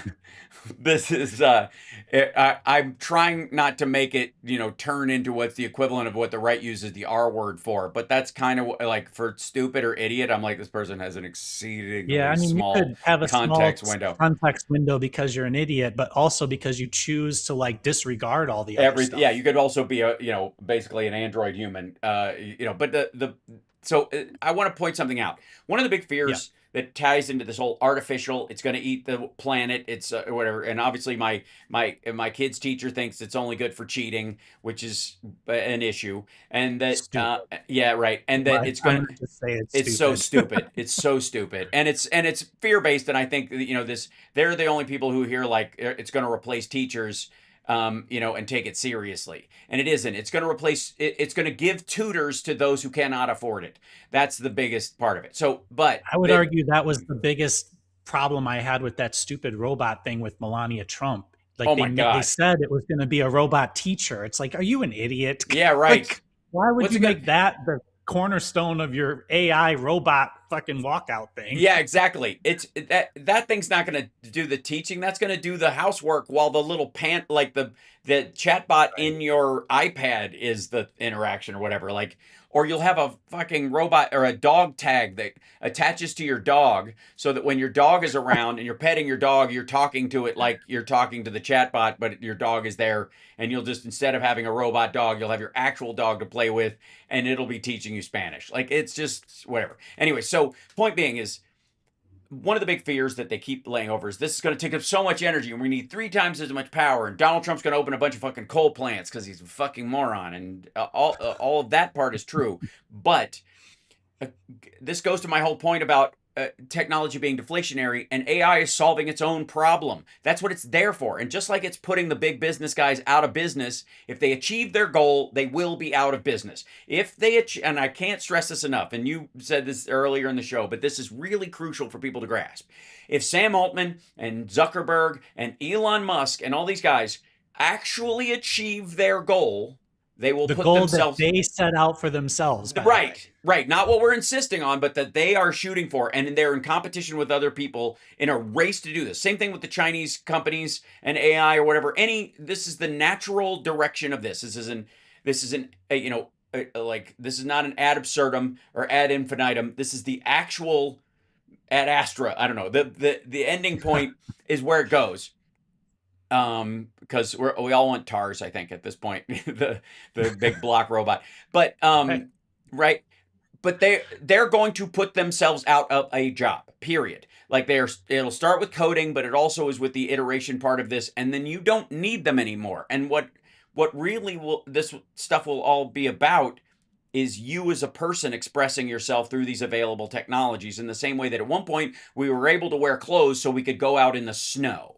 Like, it wasn't that big coat took over, right? It was that, oh, okay, I can make my own coat and now I can go out in the snow and I don't have to hide in the house for the winter, or or even the house itself. Each of these technological iterations is the exact same thing. So on-site power, nuclear fusion, nuclear revival is the story that everybody is talking about primarily. But this is the important part. Next generation hardware. And this is how it's got to work out for them even to achieve the goals that they want, even in the short term. I don't mean 2030, 2040. I mean the next 2 goddamn years. They're because, like we said, they're already out. They already don't have enough Right. hardware. They Yes. don't have enough resources to do what they want to do today. Yeah. And they're projecting out something more than is capable even today. So it's in like everything they're saying is impossible. Right. Refining the like getting more output only comes through refining the energy usage of the chips. It's not going to happen through power plants that take you fucking 5 years to build, even if Donald Trump gives you the go ahead the day you want to break ground. It doesn't work that way because your insurance won't allow you to park all that gear next to a fucking unlicensed nuclear reactor like you're doing the Ghostbusters. That's what will happen. Mr. Pecker Well, will even show if you up. had no rules, even if you didn't care about anybody's safety, it still would be very difficult, if not impossible, Right. to do in less time. That's right. So, researchers at the University of Cambridge have developed brain-inspired memorizers, which are like these. I showed these guys before, which is where they use human cells to create synapse neurons that require way less energy, and they just slather them across a chip, and that's the connector matrix, and it learns because it grows organically on top of the surface. That combine data storage and processing in one spot, potentially cutting energy use by 70%. And those exist already. There's a company renting out GPUs that you can use as a cloud GPU, or you can buy one for $30,000. And that, yeah, man, I'm sure the Christian neo-fascist crowd is going to flip out, say it's the mark of the beast, but it sells. Anyways, AI-specific accelerators. Beyond standard GPUs, new ASICs, application-specific integrated circuits, and optical processors are being designed to run training and inference workloads with far less waste. So again, that taking that chip is good enough for one job, and instead of making a giant chip to rule them all, you're having a coordinating chip and then all these other ones that run a specific idea. And in robots, that's exactly right. You put the visual cortex aspect of it chip is put in there, so it's really got to just send minor recognition words. That's a horse, that's a dog, that's a car, that's a red light, that's a green light, to the bigger model, which is way fewer tokens than all the stuff that makes you go, oh, what is a horse? And that's already built into the chip that's in the eye. Okay, advanced cooling to manage intense heat, high density racks, which can now reach 600 kilowatts. Innovations like liquid cooling have even submerged undersea data centers or space data centers, which, by the way, the undersea data centers are going to be a thing for a while, and everybody will flip out that they're going to boil the ocean, but it doesn't work that way. That's going to be a major aspect of this. And then the other part, grid optimization. The models through quantization and pruning, which is kind of what we're also talking about, domain-specific models perform as well as massive ones while requiring a fraction of the compute. And then carbon-aware computing, shifting non-urgent workloads to times or locations where renewable energy is abundant. A practice known as carbon-aware computing helps align demand with clean supply, and that's where you're going to see a bunch of European data centers getting all this kind of extra money and growing out of there, and you'll see wind and solar and those kind of things flourishing in the United States because they'll want to buy those credits, even if it's European or other countries that are wanting to run their data through a cloud source because it doesn't have to be nearby. So the idea that it's going to just burn the earth up and this is just yet another giant combustion engine is so childish and so stupid and so narrow. And the sign that it is should simply be that it came out of Donald Trump's mouth. That's what he thinks, that whatever he believes about this technology is, you can just count on it to be the opposite of reality. Period. Now, that said, you had something you want to add to that, or No. yeah, okay. No, that's what's happening. Don't ask for answers. What you want are workflows or outputs. You want instruction sets, stuff that you can do and that it can do for you. So you, instead of asking a question like you're asking a person behind a counter, ask them for hey, how can you help me do this? And I do think, I don't know if you're like this, Rob, maybe and a chat room, I'm curious if you guys have this, but I'm always averse at asking someone for help or asking someone to, when they've done something for me, to fix any part of it. It's not that I'm incapable of doing it, but I am averse to the idea. I like the involvement of a person, and I like the fact that they've done something for me, and I feel apologetic if I have to send them back to the drawing board. So, I've spent a good portion of my life kind of tiptoeing around the changes that I want, because I don't want people to have to do an unnecessary amount of work. That is a personality trait. I recognize that one of the reasons why certain people are millionaires or billionaires is because they do not have that problem. right? They can Well, scream at it's a somebody. capacity issue. Like Yes, right, you're describing essentially like creating your own right. limits based on your capacity. Right. And so I just have an issue. By the way, right now our poll is at once or twice a week and never are almost tied. Daily is at 29% though. That is a Hmm. significantly larger number than we've What were ever the other seen. two? It What were was the other two? once or twice a week, daily, never, and then I think I might be a bot by now, which is 3%. And I'm that's where I fall in, I think. Everybody But thinks I'm a bot. yes, that's right. I made Rob. He's an avatar, right? So and anyway, so the So it's like 30. It's like one third each yeah, just about, yeah, relatively. Okay. yeah, All right. yeah. There's a little bit of shuffling around. Once or twice a week and never are tied right now. They jockey back and forth. And that's All right. interesting, because that's, again, not quite daily, but certainly regularly, right? Okay, Mm-hmm. so one of the things that they're now available on a lot of these things. Most of the ones you currently have to pay for, but again, OpenClaw can do this part for free, even if you use the free versions of the apps or download into it a local model that it just keeps, like the OSS OpenAI model that you were talking about, the 20 billion parameter ones. Answers to Mm-hmm. step one, they're not the goal. You don't want just the answer. You want to turn those outputs, whatever it does, into workflows, either something that it can do for you on the regular if you need it repeated, or you need new information all the time.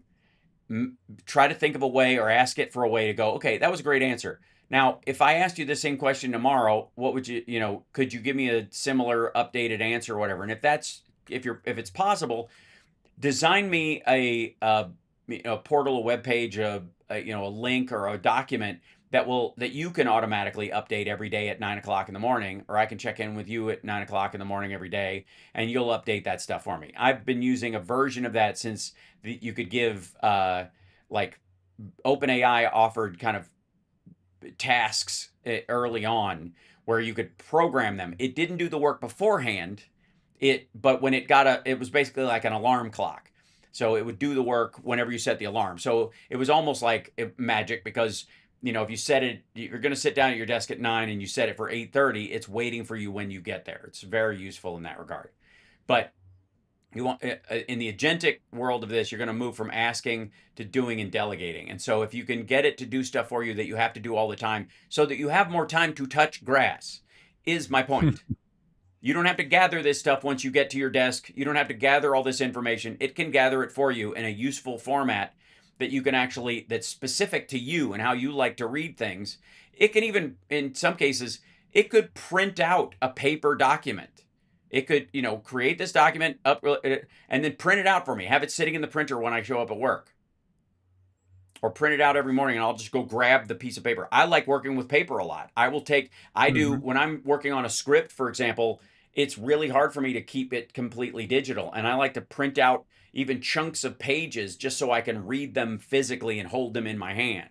And it really makes me feel, I use the old trick of like create a cover sheet and a back sheet and on a script that you haven't written yet Mm-hmm. and a bunch of blank Mm-hmm. paper just so you can visualize it done.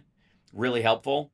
And the same thing I'm sure is true of a book or whatever. Get a bound book with the title. You can get those blank notebooks you can order if you're really serious about your book. Sometimes you just get the cover put on a blank book and just have it sitting there on the shelf, and you can imagine it existing in the real world. That helps as a motivating factor for me.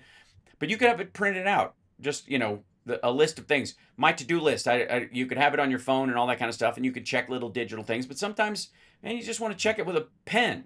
So print the goddamn thing out. I'll just put it on the bulletin board and do it. And then I'll crumple it up at the end of the day and it'll feel good. Right? So there's no reason you have to keep this all in the digital realm in that regard. So then, if I may, go ahead. You were about to say something? So back on that one. So yeah, you're describing effectively a way to like essentially like dream, like we were using the Mm-hmm. dream analogy of Yeah. like summarizing the day. Effectively, what you're saying in that last slide is like do that on the fly. Right. Like do it on the fly. So if you spend time to do some research for a pair, even just a single paragraph in something you're writing, maybe a chapter, let's call it, in something you're writing. Right. Once you've sort of finished that exploration, ask for a summary and save the summary. Mm-hmm. Um, and and if you continue to save the summaries, then effectively you have your own memory of what you've done. Mm-hmm. And then what's really nice about these LLMs is, and this is going to be kind of a strange concept. I like output is like if you were to, so like I've called meetings, like summarize a meeting. Like I'm going to have an agenda for a meeting, Mm-hmm. and I'm going to like summarize the meeting. It takes work to create the agenda. Then Mm-hmm. you live and you do the meeting, and then you spend time doing the summary. Mm-hmm. Um, I've come to the conclusion that the summary is useless. um, in, I'm serious. And Mm-hmm. instead, what I save is the transcript from the meeting. And then I call that like work that is always ready to be done. And you only do the summary when you need the summary. So Right. you don't just make it because a summary should live somewhere. Right. Like you keep as much data as you can, and then Mm-hmm. when you need to remember it, that's when you summarize it. Right. Does that make sense? Yes. And so what I try to do is I try to like make the thing I save as big as I can, actually.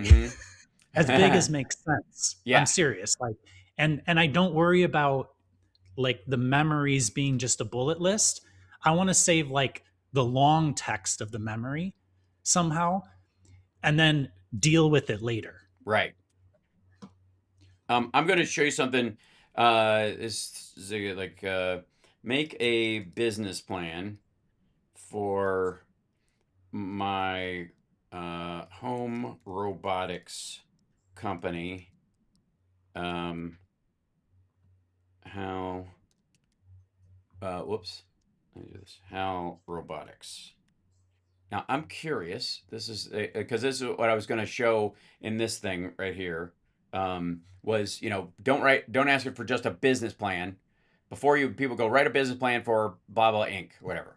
Now I'll show you Okay, that I get version. what Okay, so you mean. this is just me doing So the blank. This is just me asking about make a business plan for my home robotic company. How robotic? Okay, here we go. Here's the core positioning. blank Here's on the the, oh, there it goes. yeah, yeah. So this is it. Tier one software. This is what it's suggesting. Tagline options. Your home upgraded. Intelligence installed. A smarter home that works for you. The key, you're not selling robots, you're selling relief from friction, it tells me. Two, product ecosystem. Don't start with a humanoid. It's telling me like it's the tall order. Start modular. Think Apple, not Boston Dynamics. HAL Home OS. This is a great idea. Central AI brain for home automation. Voice plus app plus predictive behavior. Integrates with lights, Matter HomeKit, HVAC, all this kind of stuff. Because it knows I do a lot of home assistant stuff with. I had Claude. This is where I'm gonna like bring up my like biggest kind of aha moment in this. Mm-hmm. Um, Okay. yeah. So it knows I have a robot arm project that I've been working on that's on my desk that I call Dummy from the same as Tony Stark. It's just a smaller version of Mm-hmm. Dummy, right? I've been working on that. I can talk to it now. It'll make its debut before too long. But I've been moving through which models work the best, and it gets a little hung up, as you do. But a node, an edge AI processor. So I would sell, in theory, physical devices, like a home assistant green, like a Raspberry Pi little thing already preset to work with whatever you've got, with this interface or whatever. And then the HAL Rover, which would be a rolling robot that probably I would want legs that can go upstairs, would be the key part for it.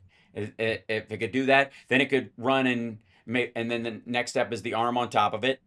Bring that, be able to pick up something out of the fridge, and roll it over to you, or go pick up something, or get the scooper and pick up cat vomit. I don't know what I would use, but there you go. And then the HAL arm, which is stationary, which would work handing me tools like a nurse in a surgery ward when I'm working on guitar stuff. Because I've often been in situations where I'm holding something down on the neck and I need to get a tool that's right there, but I don't want to have to like let go with You both want it to hands. like be like here. Yes, exactly. But like, yeah, where I can go, scalpel, and so that idea.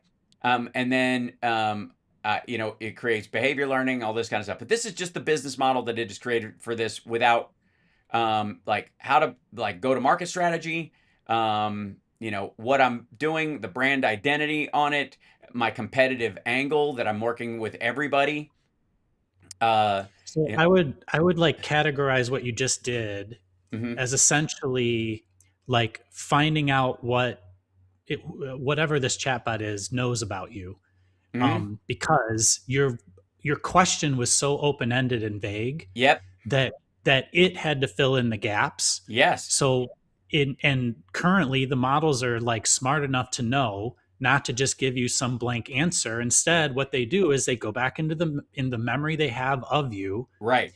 They choose the things that sound business like, and then they build out a generic business plan around the Well, things that are business like. it knows everything that I've asked it about robotics over the last 6 months probably, but when it got memory, Right. what I've been working on, the things I've been trying to fix, the things I've been tinkering with, because I am indeed a tinkerer, and I'm a pathological tinkerer. Some would even say. Ask my girlfriend about me rebuilding the entire hue light system in our house a couple of days ago because a bunch of them went dead, and I was like, "Screw this! I'm not. I'm going to start from scratch." So I blanked our hub and started over, and it was a tooth pull, but now everything works as it's Yeah. supposed to. It's great. So let me do this other thing, and I'm gonna go. I'm gonna go to your point.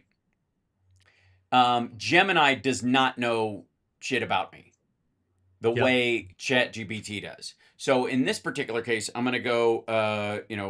Write a business model. Well, hold on. I'm not even gonna do that. I'm gonna go back and I'm gonna copy the exact same prompt that I gave this one. So I'm Yeah. gonna While you're copy doing that. that, somebody said my AI knows me. Who I missed it.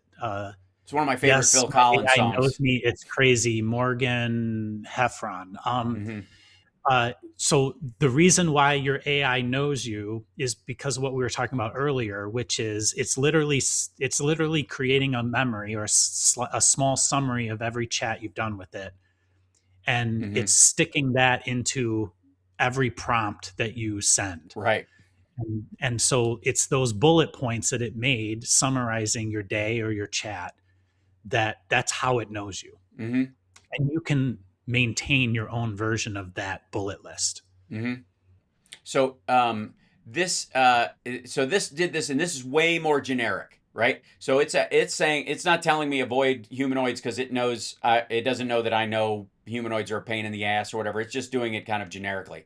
And this autonomy systems, robots that manage routine tasks, cleaning, organizing, object retrieval, smart home integration, lights, HVAC, security, environmental monitoring, air quality, leaks, anomalies, personal assistance, robotics that do elder care, mobility, basically everything that people are selling, humanoid robots on right now. This was just a It's rubber like what's stamp, popular. right? Yeah, And this what's is what, what's sort of yes, in and the that's what lexicon of most robotics. most people will get. And so my point about this part was create a business plan with a target market, three strategies, revenue model, risk mitigation. Hold on, and let's see, and I'm going to copy this just for the sake of shites and giggles, and I'm going to post this in here. I'm going to go. Let's see, for uh, robotics like this. Target market, three strategies, revenue monitor, risks and mitigation. I'm also going to go. I'm going to add my target market instead of. It's not just ask for that. Target market is early. Let's see. Whoops. Um, Early adopters, and I can type. Damn it. And Smarty Pants says you are making your AI more aware. That's exactly right. Like and that's what we call the context window. yeah, Like if yeah. you want to like focus it, then you control what Yeah. the context it has when you communicate with it. Right. So what's my target market is this three strategies. Start let's see, inexpensive, like low investment, start low um, dollar investment. Um, let's see, start with that. Yeah, I'll just leave it with that one. Start low dollar investment, revenue model, and then risks and mitigation. There we go. So I'm just going to give it this one with a little bit more, you know, and then see if it gives me something strategically different. And it more than likely will. Okay, business model. Um, uh, yeah, here you go. This audience is small but powerful. They actively experiment with smart home ecosystems, value proposition, automate repetitive tasks, integrate with existing smart home systems, run local AI for privacy and real. So this is much closer already to what ChatGPT built, knowing me, right? That's the Mm-hmm. difference. And I've been interacting with ChatGPT a ton, and it's fairly close. Yeah. So To now what? let me suggest like an interesting thing. Going back to the first one you did, that was ChatGPT. Yep. Okay, so here's like a very easy way to like travel into Gemini. Your prompt could be to ChatGPT, give me a summary of what you know about me as Yeah. it relates to robotics. Mm-hmm. And then it'll give you that summary, and then copy that, paste it into Gemini, and either above it or below it ask the same question. And then effectively, what you're doing is you're transferring Yeah. ChatGPT's memory over to Gemini. Yeah. There we go. Yeah, Um, give me a summary of what you know about my interest in robotics. there you go. And don't worry about what the summary is. Literally just wait for it to get done, copy it and paste it into the other one. Yep. And effectively what I'm trying to articulate is this list is the memory file. Mm-hmm. That's its memory of you, and it's Right. literally just a bullet list, Yes. right? So Okay, so so then I'm gonna go over here, and then I'm just gonna go pasting this in, and I'm gonna go like here's a snapshot of my robotics interests, um, like that. Um, let's see.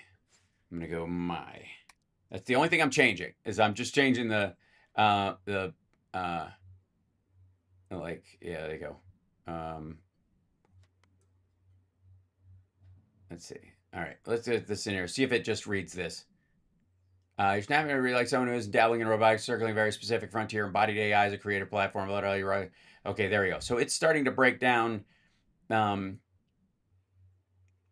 yeah, AI as a co-performer, all this kind of stuff. Robotics as a performance medium because I've been trying to figure out a way to bring a robot onto stage with us for Nerd Halen, um, which is true. And the shittier the better. So that's the best thing about comedy is that it doesn't actually have to be that great. Um, and yeah, and so it so goes. Yeah, and then I go ahead. basically go now redo the business model knowing this about me. There you go. Whoops. Exactly. So you have to then reference in your language the thing you put in there. Like tell it how to look at the information. Like what contextually does it mean in Mm-hmm. terms of your the reason for your question or the answer that you're looking to get. Mm-hmm. So Yeah. I would still call this a top down approach, Yep. and we could talk about what a bottom up approach would be Mm-hmm. using coming at this like from the other direction. Right. Well, I mean, you could absolutely divine your own thing. You create your own business Well, model. you could use the chat bot to help you focus Mm-hmm. on any one of those things. You could use the chat bot to evaluate the legitimacy or the the like what it using some Mm. metrics, and you can ask it to use whatever metrics it think is appropriate, like which Right. one has the most probability of success, as a for instance. You can analyze that stuff and then focus it on one thing and then have it build out the business plan for the Right. focus thing. Yes. And then you could go through each stage of it and go, okay, I'm on this stage of my business plan. Walk me through step by step. How would I accomplish these things? I didn't go to business school. I got to incorporate. I got to create, those kind of things, like the legal part of it, that I want to start the business and put a website up for it. And then primarily, like my idea in this situation would be to set up effectively like an Amazon store where I curate robotics stuff that people might want, and they can go to this website, and then slowly but Yeah. surely, if you produce your own piece, or you create your own version, then you add that as your primary thing after you've made some money, as an expert in the field, and people know that you know what you're talking about. And when you make your own, they're like, oh, okay, they're making their own now. They didn't do me wrong before. So that. So it's in my opinion, it's more like I would call the way you just did it as like a brainstorming session. Mm-hmm. And so you look at that list and you think of it as basically like however many 10 ideas, however Mm-hmm. many it I mean every what I just listened to, I can't read it because it's too small, but Yeah. what you Yeah. said, like you would never create a business that broad. Like it would be Right. impossible for your business as an individual to, Yeah. like, you really need to focus and Yeah. keep it tight. And so, but that first way of doing it would be a broad way to brainstorm about it. Mm-hmm. Then you want to focus, and then you want to take that focus and try to like build on the focused item. And you can interrogate that problem, as much as you wanted. I think Mm-hmm. what's important is when we talk about this memory window, this like ability for it to remember, you're going to Mm-hmm. start running out of that memory. Yeah.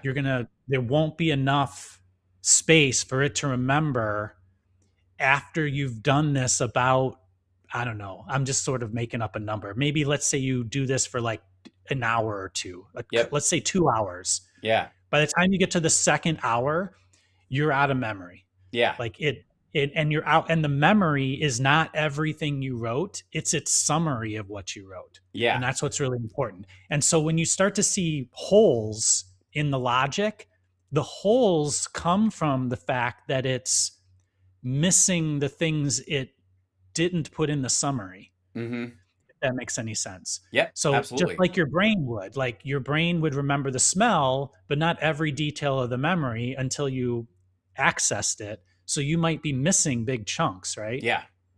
Um, and so that's the important thing, and why everybody should always have like a secondary something, whether it's a Word document, Google Docs, a more advanced note taking thing.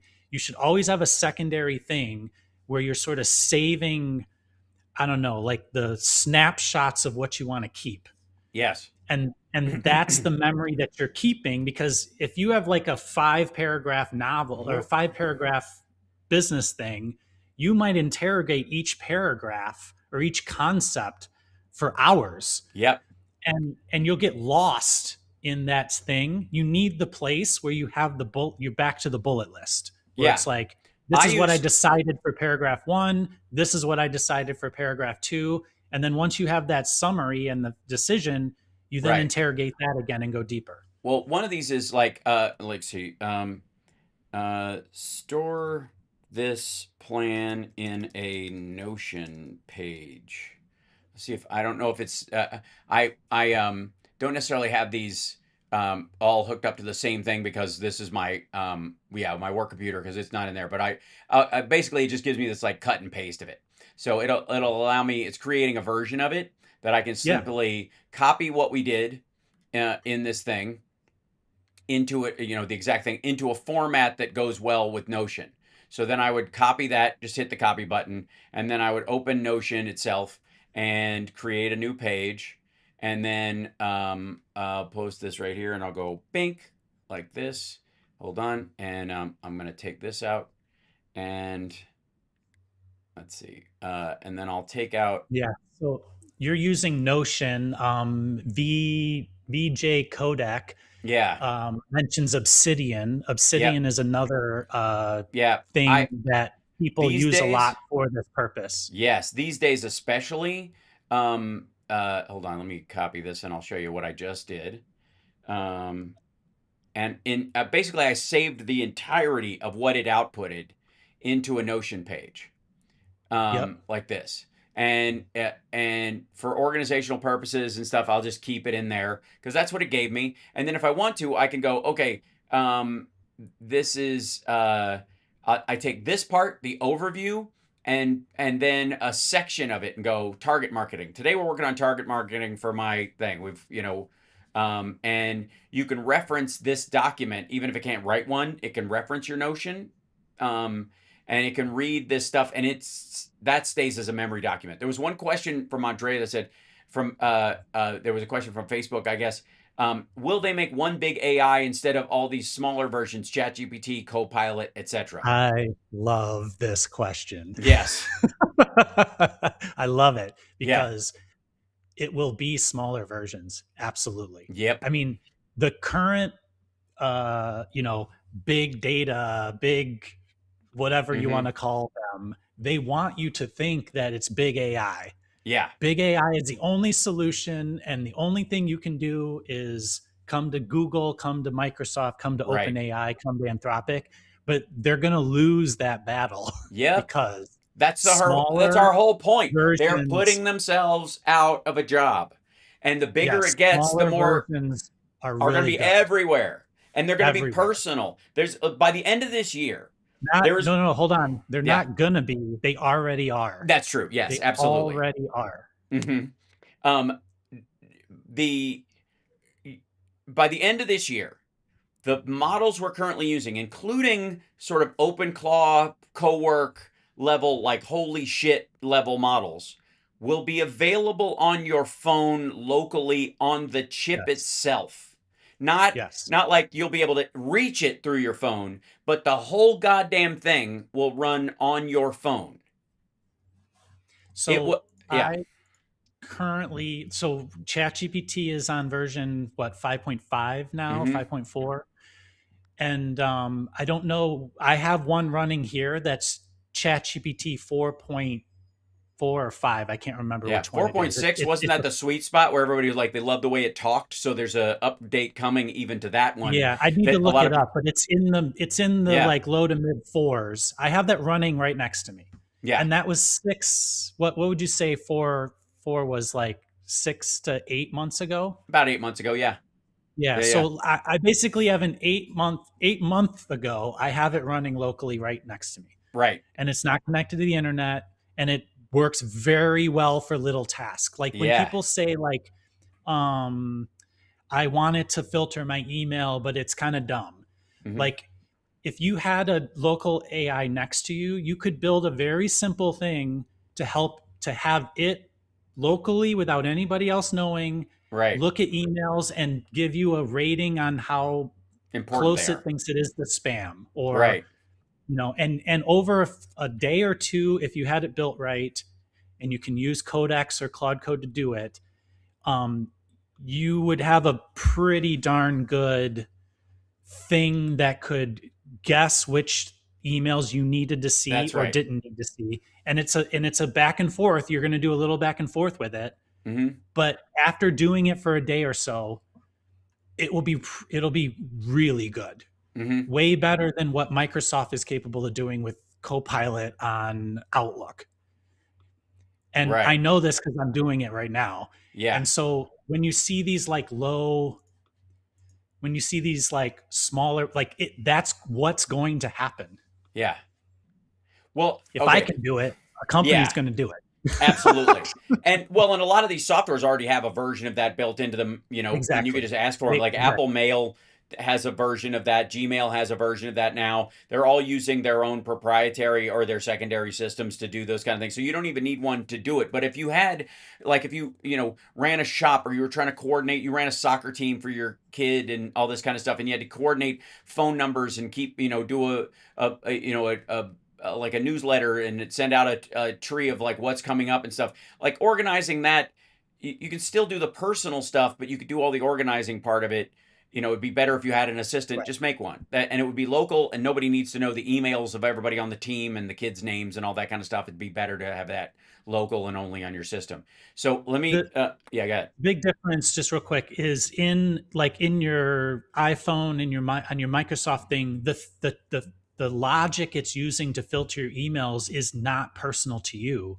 It's got to be very generic. It's got to work for all of their customers Right. to some degree.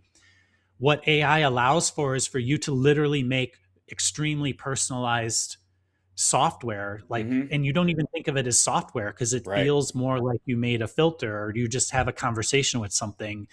And that's the to me that's the like medium to longer term power of AI, is Yeah. that you're just literally, you won't have to worry about finding just the right software. You literally just develop it on the fly with natural languages and you don't even know you're coding. Right. So in this, I want to remind everybody. Here's why people screw up or hate it or don't. It doesn't work for them. This Oh. is what they run through. This is why people like get annoyed or whatever. These are common mistakes people make. You're being too vague and generic with your question, and you're expecting it to know you like you know you until if you haven't used it a bunch. Once you've used it a bunch, you'd be surprised how quick it is to jump to it. And you saw that with the OpenAI example that I gave. Trusting the first answer without review. So kick the tires. We have this reaction because it seems so human-like in its response, even in its typing, that we feel bad for giving it shit or asking it a question or going, that doesn't sound right. Or you And expect it to give you the right answer because they've taught you that it's like some super brain that knows right. everything when it's not, because it doesn't have the right context. Well, it can be as full of shit as people are because it's trained Exactly. on how people think. Then not asking for alternatives. You should ask for alternatives. So like, give me 2 reasons why this will work or why it won't work. Don't be afraid to ask for those kind of things. It's a great way to sharpen your argument around things or hear what other people think, right? Using AI as a crutch instead of a tool, which I think is what everybody's afraid of in schools and all this other stuff. This is key. It's just a tool. It is another user interface which you use to interact with the data in your computer. That's all it is. It doesn't have a soul. It's not conscious. It's not gonna be conscious. It doesn't work that way. Robots can't dance. You can see them move in a coordinated way, but that's not dancing. Period. End of story. Like I'm not shitting on line dancing, but even line dancers are emotionally reacting to the circumstance, the music, and the camaraderie of the other people there. They're not just walking through it. And then forgetting you are still the decision maker. You decide where it goes, and so your wisdom plays into it whether you think it does or not. By being vague, you're deciding you want a vague answer. Yes. And that's crucial. So, and then the other thing is, let's see, I have one more. Okay, so final takeaways. Because we're a little over, and I appreciate you sticking around, Rob Glenn, Root Designer. Can't wait to see you tomorrow, my friend. I can't If wait to I, see you as well. yeah, I like if I like my flight situation is just going to be. I'm not looking forward to it. But Well, this. I'll just show up to the studio. You're going to the studio Oh tomorrow, right? yeah. Okay. I'll probably get a day stay. At you can now get hotel rooms that are like morning to afternoon Oh, or whatever, because whatever, okay. instead of all through the night because you can't check in till 3, so that's stupid. Yeah. So, anyways, automation does not happen automatically. This is the key. You got to tell it what you want. It is very specific to you, and it's not going to be plug and play for a long time. And you kind of don't want it to be. You want it to be as Yeah. personal as you are and as your home is, and all that kind of stuff. So when you're making it do tasks for you, when you're writing at it like fix my email, get rid of my spam, it doesn't know what you mean by that. Doesn't know It will what just fix my email means. Right. It will It's go too by vague. what other people have meant. It will totally do something in the way that you saw that business model created. you know, in on Gemini, it will do a generic version of what most people mean by that, and you'll get mad because it'll erase stuff that you thought was important and not keep stuff that you thought was important. And what I would do, and this is, if you saw this with my website thing earlier, I asked it to look at the site first. So one of the things you should try is, if you're going to use it for email, go look at my email and tell me what you think needs cleaning up objectively. What looks like spam to you? What looks like it? Let it tell you where it is with it, because it'll scan through the Oh, stuff and do that, and then you can go, no, actually, that I consider important. This I consider, spam. Keep these things. Make a special mailbox just for that, so I can separate it from the other things, and then the rest of it sounds fine. Go for it. yeah. Could I add to that? Yes. So that's a really great insight. And the way that I would redescribe it is, many times I don't ask it to do a specific thing. Instead, Mm-hmm. what I'll say is, I'll use your same example. My inbox is full of spam. Mm-hmm. Please give me a plan for how you would go about filtering the emails so that only emails that come from valid clients or whatever, Right. like whatever, and then it will show you, it'll like start to like build out. That's where it's like, you could say, act like a software developer to do Mm-hmm. that. I typically don't, because I want to see what they're generic. Then it'll give you a plan.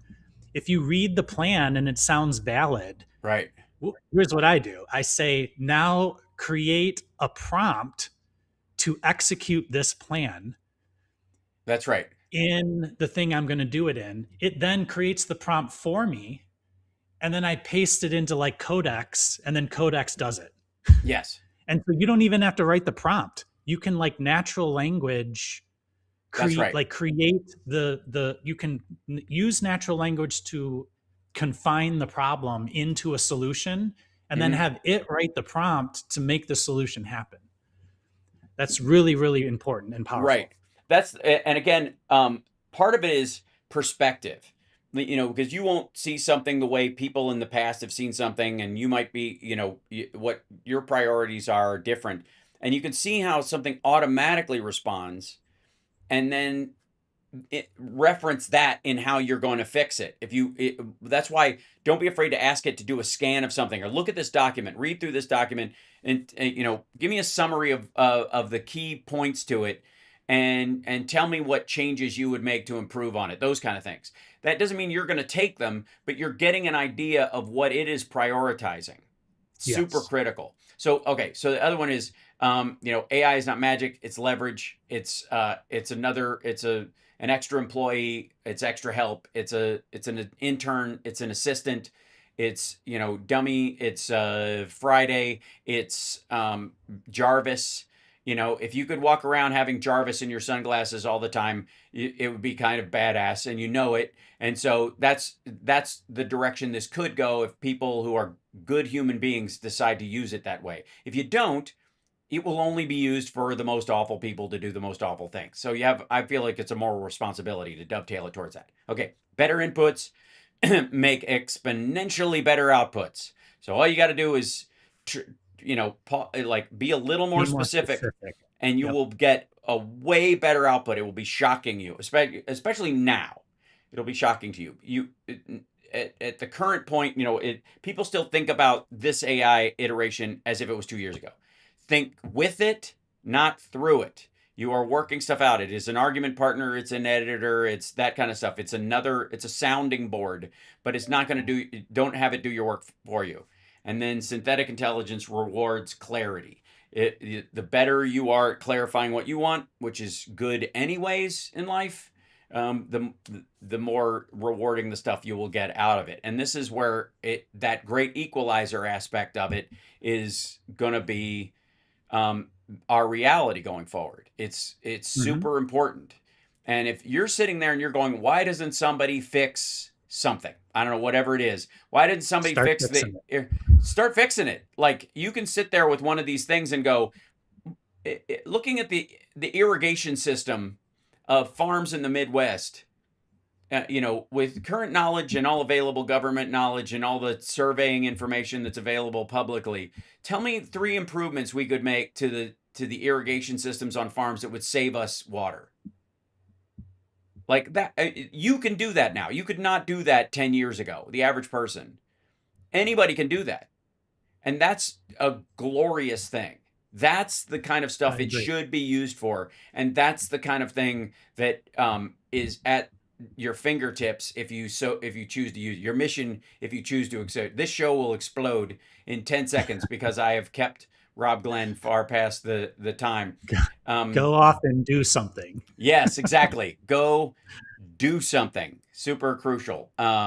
So let's see. Where's my outro? And I appreciate you, brother, and I look forward to seeing you tomorrow. Absolutely. You too. Yeah. Thanks, chat. Everybody have a great weekend. And I'll see you tomorrow, Hal. And Right Said Rob, you're absolutely right. There are a bunch of these orchestration tools, but that's what OpenClaw and those kind of things are intrinsically. So don't let all the choices cause you to stop. Just pick one and go. Yeah. Because my other thing is they're basically all the same. I know a lot of people think I'm crazy when I say that, but basically they're all the same. Yeah, until you start specializing, don't worry about it. Use all the free models and see which one reacts or you get the best output from, and then let that decide for you, because you're getting what you want from these things. So, anyways, you're awesome, Rob. I will see you tomorrow. Yes. I love that idea. All right. Cheers. Bye. Bye, everybody.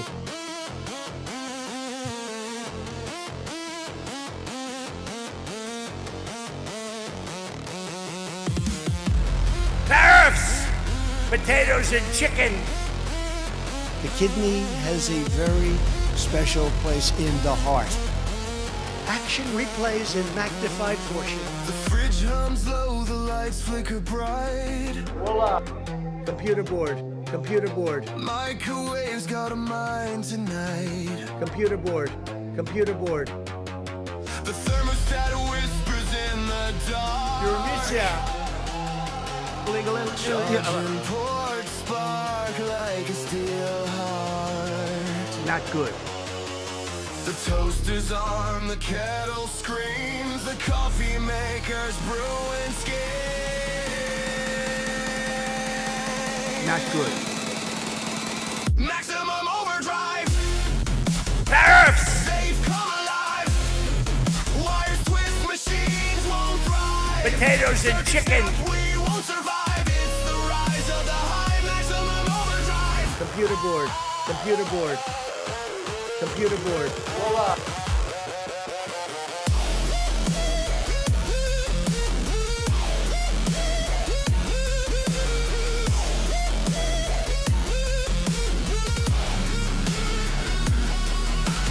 Vacuum's got vengeance in its roar. TV's no longer for keeping score. The washing machine's in a spin of rage. Blender sharp teeth escape the cage. The oven plots, the curtain shake. Every gadget